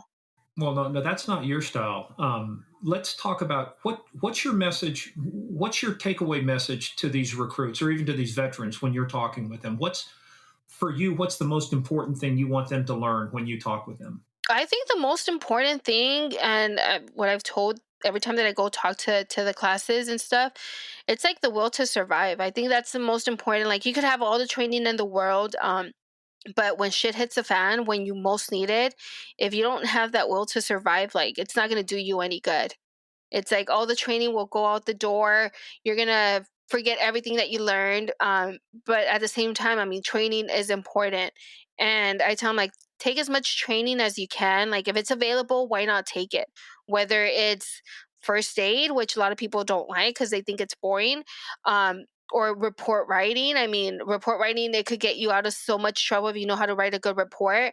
Um, but anything, I mean, any little training, just take it. And like I said, like the will to survive, it's like you have to have someone at home waiting for you, like someone to look forward to, for you to be safe during your shift, because you know you have someone waiting at home that is expecting you. You said something about first aid, and I want to hammer this home for a little bit too. When you're in the military, especially now during the Afghan war, the Iraq war, and stuff, so much time. I had buddies of mine that were still there. They spend so much time on first aid, on trauma care, on doing it is so important. The medic kits that you buy, I mean, I take that seriously. I'm so glad you said that because I have a big medical bag with me. When I go to the range, that goes with me. When I go shooting, that goes with me. It's in the back of my car that goes with me everywhere I go because, to your point, it's that golden hour. It's that care you get in the first 60 minutes that determines your chance of survival, the chance of success. And I'm so glad. Yeah, if there's one thing I can hammer home, these people who think first aid is not important, there's first aid about how do you help civilians, right? How do you help other people injured? But there's another aspect to it too: is how do you take care of yourself? What's your mindset going to be when it happens to you? When you're the victim now, when you're shot, stabbed, hurt, whatever, are you going to have the presence of mind, knowing exactly like too, where's my tourniquet at? Where's my gear at? Where's my stuff at? If you don't practice that, then you don't get that muscle memory. It's like you just can't go to the range one time and shoot and say I'm good. Never have to practice again. It's that constant repetition. I'm sorry, I was getting ready to go sideways on something, and I decided no, I'm gonna You're going to get through well, it. I will go sideways for a minute. Motherfuckers, if some of those people on the platform had instead decided to help render aid instead of just trying to get social media likes and bullshit like that, it would have only taken one person on that platform to change the whole narrative between the police and the public to say, no, look, guys, we're in this together. You shoot one of us, you shoot all of us. We're all in this together. And to this day, I'm disgusted, and I am so sorry on behalf of citizens who are out there depending upon law enforcement that you and your partner got treated this way. And it just, to me, it's the most disgusting aspect of this current times that I see out there. It's this vicarious participation society. I don't want to help. I just want to live vicariously. I'm going to live stream it. I'm going to do this. I'm going to do that. I'm going to do everything but help somebody who needs my help. Right. And you know what, Claudia, the reason he carries those first aid kits is one of these days, his wife's going to get fed up with this bullshit. She's going to take his ass out. That's why he carries that first aid kit. I was on a roll. I was on an emotional roll. I was being serious, and you go straight for me. Well, I had to bring you back to reality here, man, because I know I'm with you. I agree with you 1,000% on that. It's amazing that you're here to tell us your true story here. But the other question I have for you is, I've read a lot of articles about you that you're being recognized as a hero because you helped your partner. How do you feel when people call you a hero? I mean, it feels weird. Like, it just feels weird. Like, and I do get it all the time, but it's like, I don't see myself, like, I don't feel like I did anything, like, out of the ordinary. It's like, we all get trained the same way. Um, this is what we get trained to do. And I mean, that's pretty much just we were doing our job, like doing what we could. But it's like, a hero, like, I don't. I don't like. I don't. It doesn't. It doesn't. I don't know. It doesn't click in. Like it. I don't know if I'll ever get used to it because, like I said, it's not something where it's like, oh, like we just did what we had to do to survive. And you know what? That's the sign of a true hero. Bingo. Heroes say I'm not a hero, but I work with them, right? And I do. Hey, I thought you were going another direction too, Murph. So I'm going to take you in that direction, the direction you actually meant to go before you pulled me off of my emotional roller coaster. All right, where are we going? This goes back to the reward for just a minute because I want to talk about the society. We got a lot of people out there that like to flap their gums and want to be woke and socially, appropriate and everything. But yet, when the time comes to put the money where their mouth is, they don't. And so, when this happened.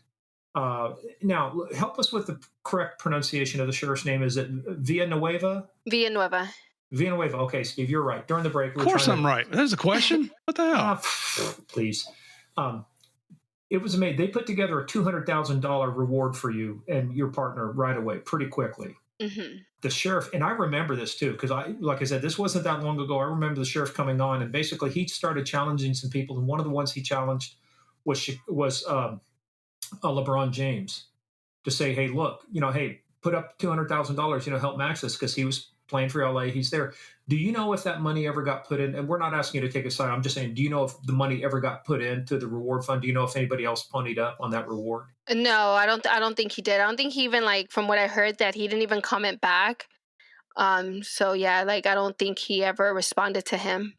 Well, that speaks volumes. Yeah, that's what it's like. I mean, now he has a new nickname. It's Le Snitch. Yeah, Snitch James. Le Snitch. Did you hear that, Steve? He's back. He's back from his 1-game suspension. First time he's been suspended in 19 years, but he comes back, and apparently somebody on the sideline said something the king didn't like, so he got his wings hurt, and he got 2 fans ejected from the game. Yeah. Oh, jeez. And they're walking out, and the female's with the sad face. I'm like, yeah. I'm like, poor guy. They made him cry. Oh, my Who, LeBron? Yeah, he was crying because they were talking shit about him or something. They were telling him stuff. Dude, you are in the wrong fucking business if you can't take shit being thrown your way. No, when this happened, there was a couple of memes that were coming out. How it's LeBron, he'll twist his ankle and he'll go out, they have to carry him out. Oh, I saw those too, yeah. and then there's a picture of you with your partner putting on the tourniquet. It's fuck, just another day at the office, man. Yeah, yeah. And one thing I meant to mention a while ago that I just hit me was when the backup got there and you guys are making your way over to the backup unit so they can transport you to the hospital, you held on to your partner the entire time. Did you realize you were doing that? Were you trying to help him along, or were you afraid to let go? Or was it a psychological thing? Well, since he was when they got there, and he was kneeling down, so I helped him. I was trying to help him pick him up. I mean, I probably didn't have the strength, but I was just holding onto him so we could to guide him to the car. Oh, fantastic! And any of these things we say, asking you these questions is certainly not judgmental. Until you've been through the situation, you really don't know how you're going to react, and I'm sure Manny is very appreciative of how you assisted him that day. And you know what? He assisted you as well. It helped you to stay focused on what was going on, help your partner, take care of yourself, get that radio call out there. I mean, just that. There you go. You got to get that help call out there. Right there. Absolutely. I can't talk, Murphy, because you obviously went into details and what happened to her tongue. You wanted details. But she can't speak. So she gives her radio to him because he can speak. He just can't, he can't use his right hand. And so, I mean, that's overcoming these adversity, these obstacles, and figuring out, to your point, the will to survive, the will to win. Let me ask you this. Have you ever heard of a book, and this is something I ask a lot of folks, and if you don't have it, I'm sending it to you. You ever heard of a book called Emotional Survival for Law Enforcement by Dr. Kenneth Gilmartin? No. All right. It's going to be coming your way. So this is gonna give you insight. I read it, and for me, this is after 18 years. I read a book about this, and it's it just opened up my eyes, because your point is what you think now and what you're dealing with now is not what you will be dealing with 5 years from now and 10 years from now, and the long-term impact of that. And so this is about a way of making sure that you're aware of what you're going to face, in the coming years, because it's obvious you're going to find a way back, even if it means going through another 3 academies. You're going to be back out on the street again. I got to apply again. I got no problem applying 4 more times. Not a problem. Speaking of that, let's close off with this too. Let's talk about whoa. I got one more thing. Have you ever heard of? You had your chance. Have you ever heard of the book called Manhunters? Because No. if you're having trouble sleeping, I'm going to send you a copy because it is a sure cure for insomnia. There it is right here, folks. You can get it now for a limited time only. Woohoo. $19.99. The Ronco Manhunter. This is the true story of how Pablo was taken down by Steve and Javier and the real heroes, the Colombian National Police, and those folks there. So Absolutely. That's if you that's the one thing we push with our story. We're not heroes. The Colombian National Police are the heroes. And I am going to send you a copy just because, just because we can. I'm kind of hoping we're going to get to meet you at a conference later this year. Yes. In fact, the shirt I'm wearing today is in honor of you. It's the Southern California Gang Conference t-shirt because I'm hoping we'll get to meet you there in May, June, whenever it is. Yes, definitely. That's, what, and one thing I want to see is one more thing. Okay, Murph, I wish I had a mute button. I could just turn him off, I want to see the 2 new dimples you got. Cause a girl with dimples, that's cute. Right? They're a little uneven, but I mean, it's kind of hard to tell. You know what? If anybody's looking that damn close, slap. There's another one over here. That's okay. After a couple drinks, they're going to look perfect. So don't worry. Hey, well, let's talk about real quick you now. Let's talk about your recovery. So it has been a year and basically 3 months since the shooting. What is your current status right now? And what have you been told about your recovery? And based on that, what are the factors in your recovery that are either helping you out or hurting you at this point in terms of getting back to duty? So I mean, the last time that I've heard, I'm still out. I haven't gone back to work since the incident. The last time that I spoke to my doctors, I mean, everything looks like I'll be cleared to go back to work. I'll be able to go back full duty. But it's gonna take a while. So with my arms, the bones are completely healed. I just need to work on getting my strength back. I can't carry a pack of waters because my hands will get tired right away. And then I'm having issues with the wrist. So I'm just waiting to see what the next step is because I already did physical therapy. So now my doctor is going to see what other things we could do for the wrist because that's where I'm having most of my pain in my right wrist. But other than that, there's no nerve damage. Nothing, no significant damage where it's going to affect me later on. So, I mean, that's great. And for my jaw, so right now I just started with Invisalign to correct my bite because after the wires came off, my bite wasn't aligned. The bones on the left side on this side haven't completely healed. So when the bullet hit them, it's just completely hundreds of little tiny pieces that they still need to come back together and form that bridge. So just waiting on that. My tongue is completely healed.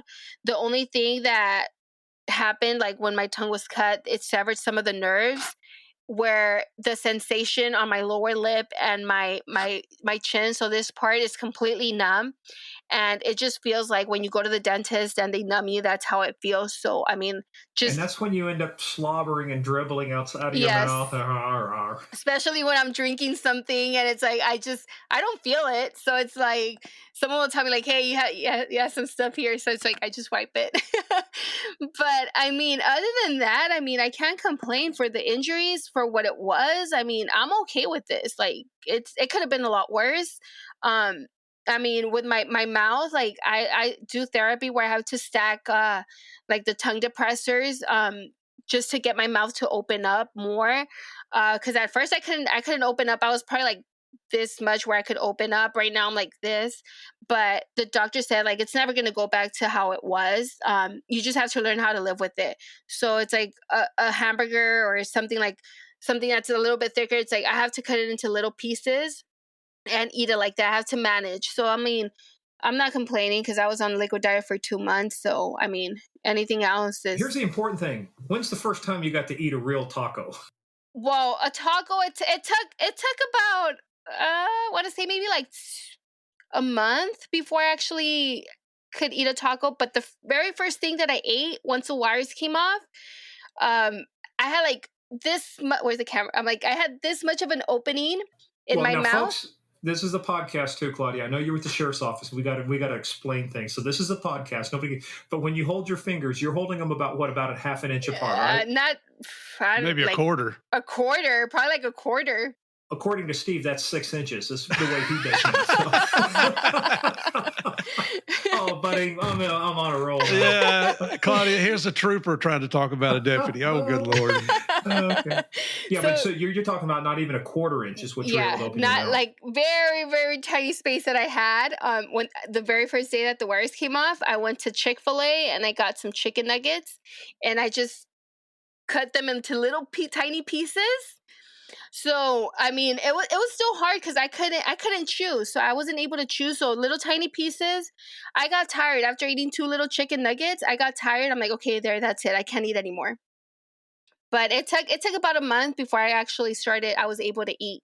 So what's your day like now? What are your days like now? What are you doing? Because you obviously are not cleared to return to duty at this point. So you're off. You're off on. I don't know what you guys call it in California. Whether is this covered probably under workers' comp or something? Yeah, it's workers' comp. I'm still off. Like I said, like I can't really do much, anyways. Like I'm not supposed to be doing anything. So I just try to stay busy. Like, I mean, with my son, take him to school, and then I had to go pick him up. Just do chores Is your around. driving and everything okay? Yes, yeah, yeah, that's fine. I'm able to drive. Spent several hours talking to 2 old farts on a podcast. No, it's like I stay busy. Like I'll look for things, start like cook. Like now I have more time to cook again. I wasn't able to cook as much as I love cooking, so it's like it was when I was working, I couldn't really do it that often. So now it's like I'm able to cook more.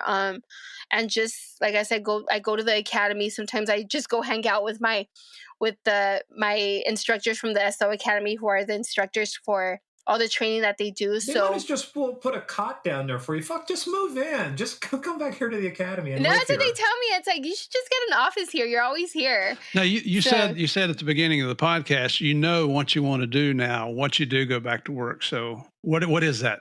So a couple months ago, I actually went to homicide. The captain was retiring. He retired from homicide, so they got a hold of me. They invited me to the ceremony that they had. I went and I spoke. I was like the lieutenant from operations from homicide bureau.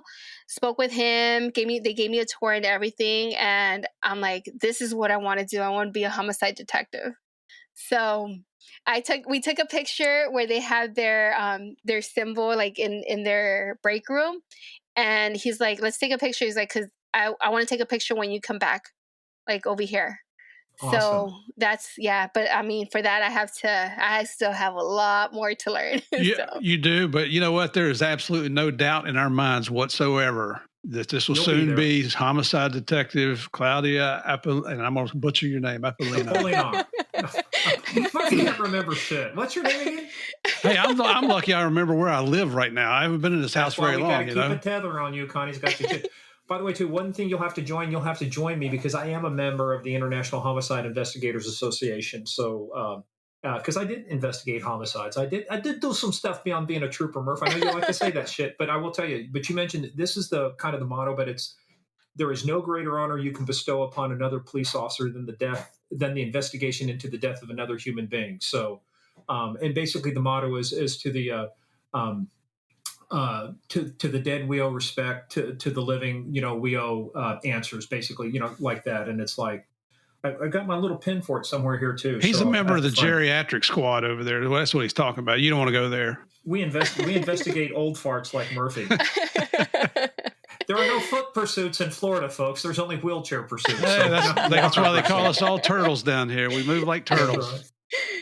Well, hey, look, Claudia, we're going to bring this to an end here because, I mean, I know we could go a lot of different places, but Murph and I will thoroughly trash the suspect in our intro and outro. We're going to keep you out of the politics. We get to do that because of the First Amendment, because we're God-fearing, right-wing, right-fearing Christian farmers from Kansas. No, I just made that up. The truth is coming out. The truth is coming out.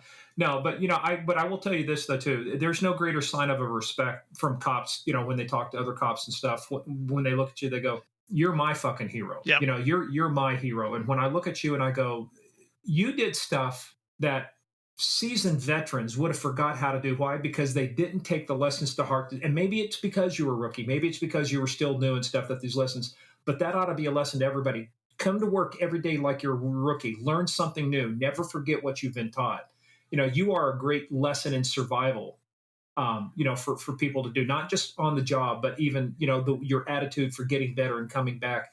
You've got your mindset. The biggest thing is you've got your mindset. You have a goal. You're not sitting at home just curling up going, I wish this wouldn't have happened. You go, okay, it happened. Now what am I going to do about it? And here's what I'm going to do. So you're our hero. Absolutely. It's God bless you, Claudia. I mean, sister, you're so inspirational to listen to. You're so motivational. You took a dose of reality and you're applying common sense to it. And we all know common sense is not common in our world anymore. And you're dealing with the challenges that have been thrown your way. You still got a positive attitude. I'm just so motivated. I came in here pissed off because I'd been watching the video of you getting shot. And now I'm just happy as I can be that I've had an opportunity to spend a few hours with you. Cannot wait to meet you in person when we all get to San Diego later. Well, next year sometime. Thank you on the behalf of all the law-abiding citizens and the ones that are not law-abiding. Fuck them. Thank you very much. And I don't say that. I don't use the F word. I don't use the F-bomb very often. Sister, you're one of us. You're one of us. I want to buy you a drink just so I can say, Claudia, got something on your chin. All right. With that, folks, hey, everybody stay tuned. We'll be right back.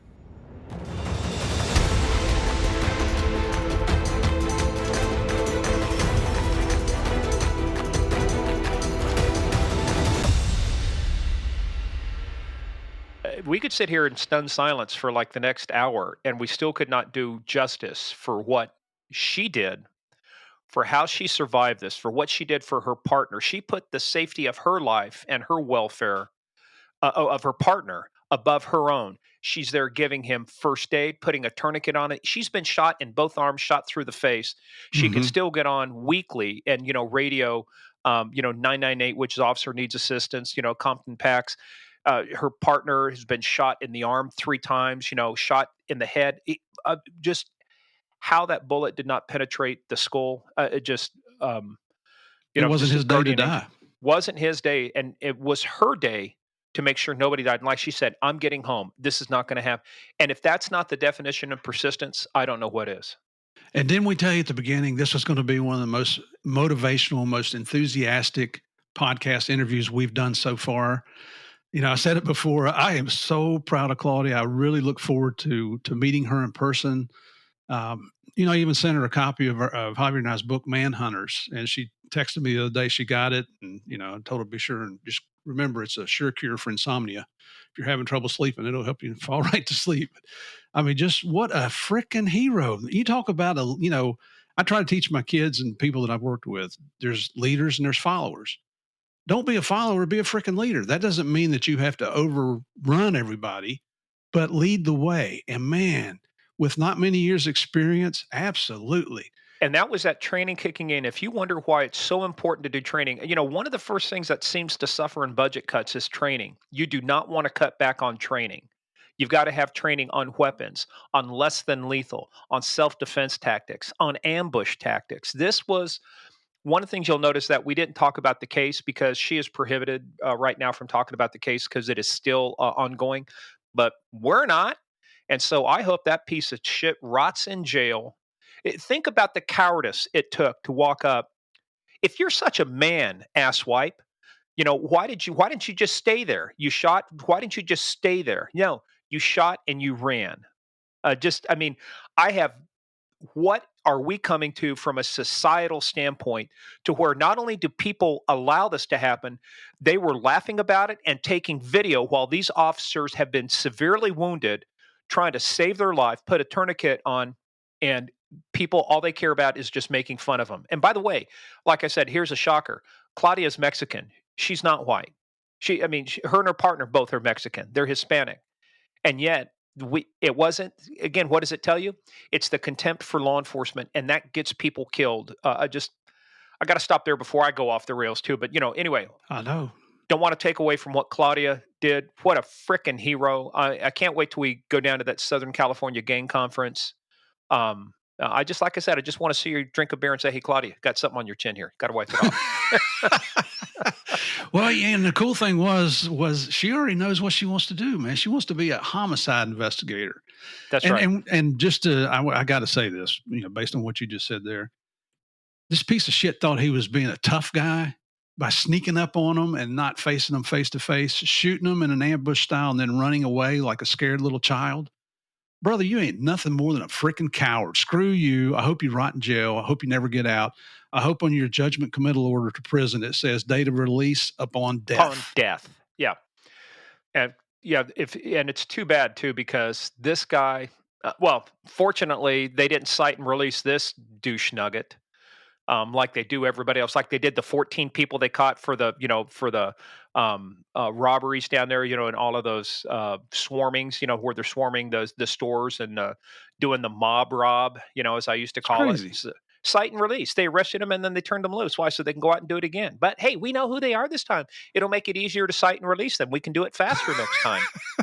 Whatever. Anyway, Unbelievable. Claudia, you are, I say this all the time. I don't have heroes. I have people I looked up to. If I was going to have a hero, Claudia, you'd be right there at the top of the list. I'm just so freaking proud of you, girl. Can't wait to meet you. that's right, man. And we will next year at the Southern California Gang Conference. So hey folks, if you enjoyed this episode, we got another good one coming up too. Again, we've got a lot of things in flux. We're just going to get to the point. And by the way, Steve had a great email from somebody, and I think we have a new way of figuring out how we're going to end this now. So got an email, and I'm pulling it up here. I'm doing it very carefully. You can't even tell I'm doing this, but I'm doing this as we're sitting here talking about it. So it's a guy. His name is Alfred Rodriguez from Texas. Alfred used to be a deputy for 8 years, and now he's a truck driver. So thank you, man. You serving us both ways.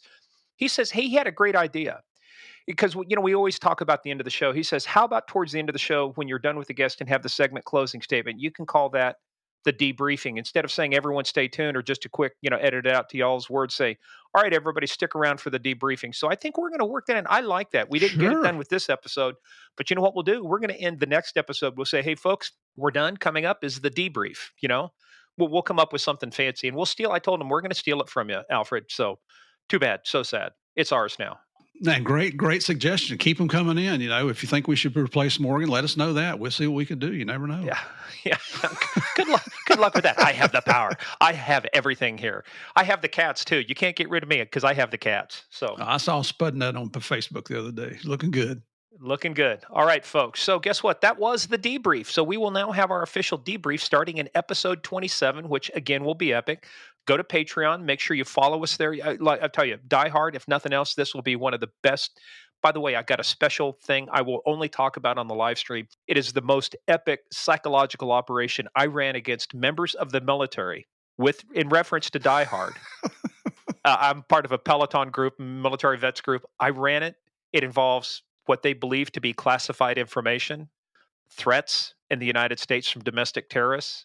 So I've got an epic psyops. I mean, this was, I don't want to tell you because I don't want to give it away, but I will tell you on the live stream what we did. So, hey, but let me just say, when you walk out your front door and either the FBI or DIA is out there waiting on you, just go peacefully. Don't resist. Yeah, I know.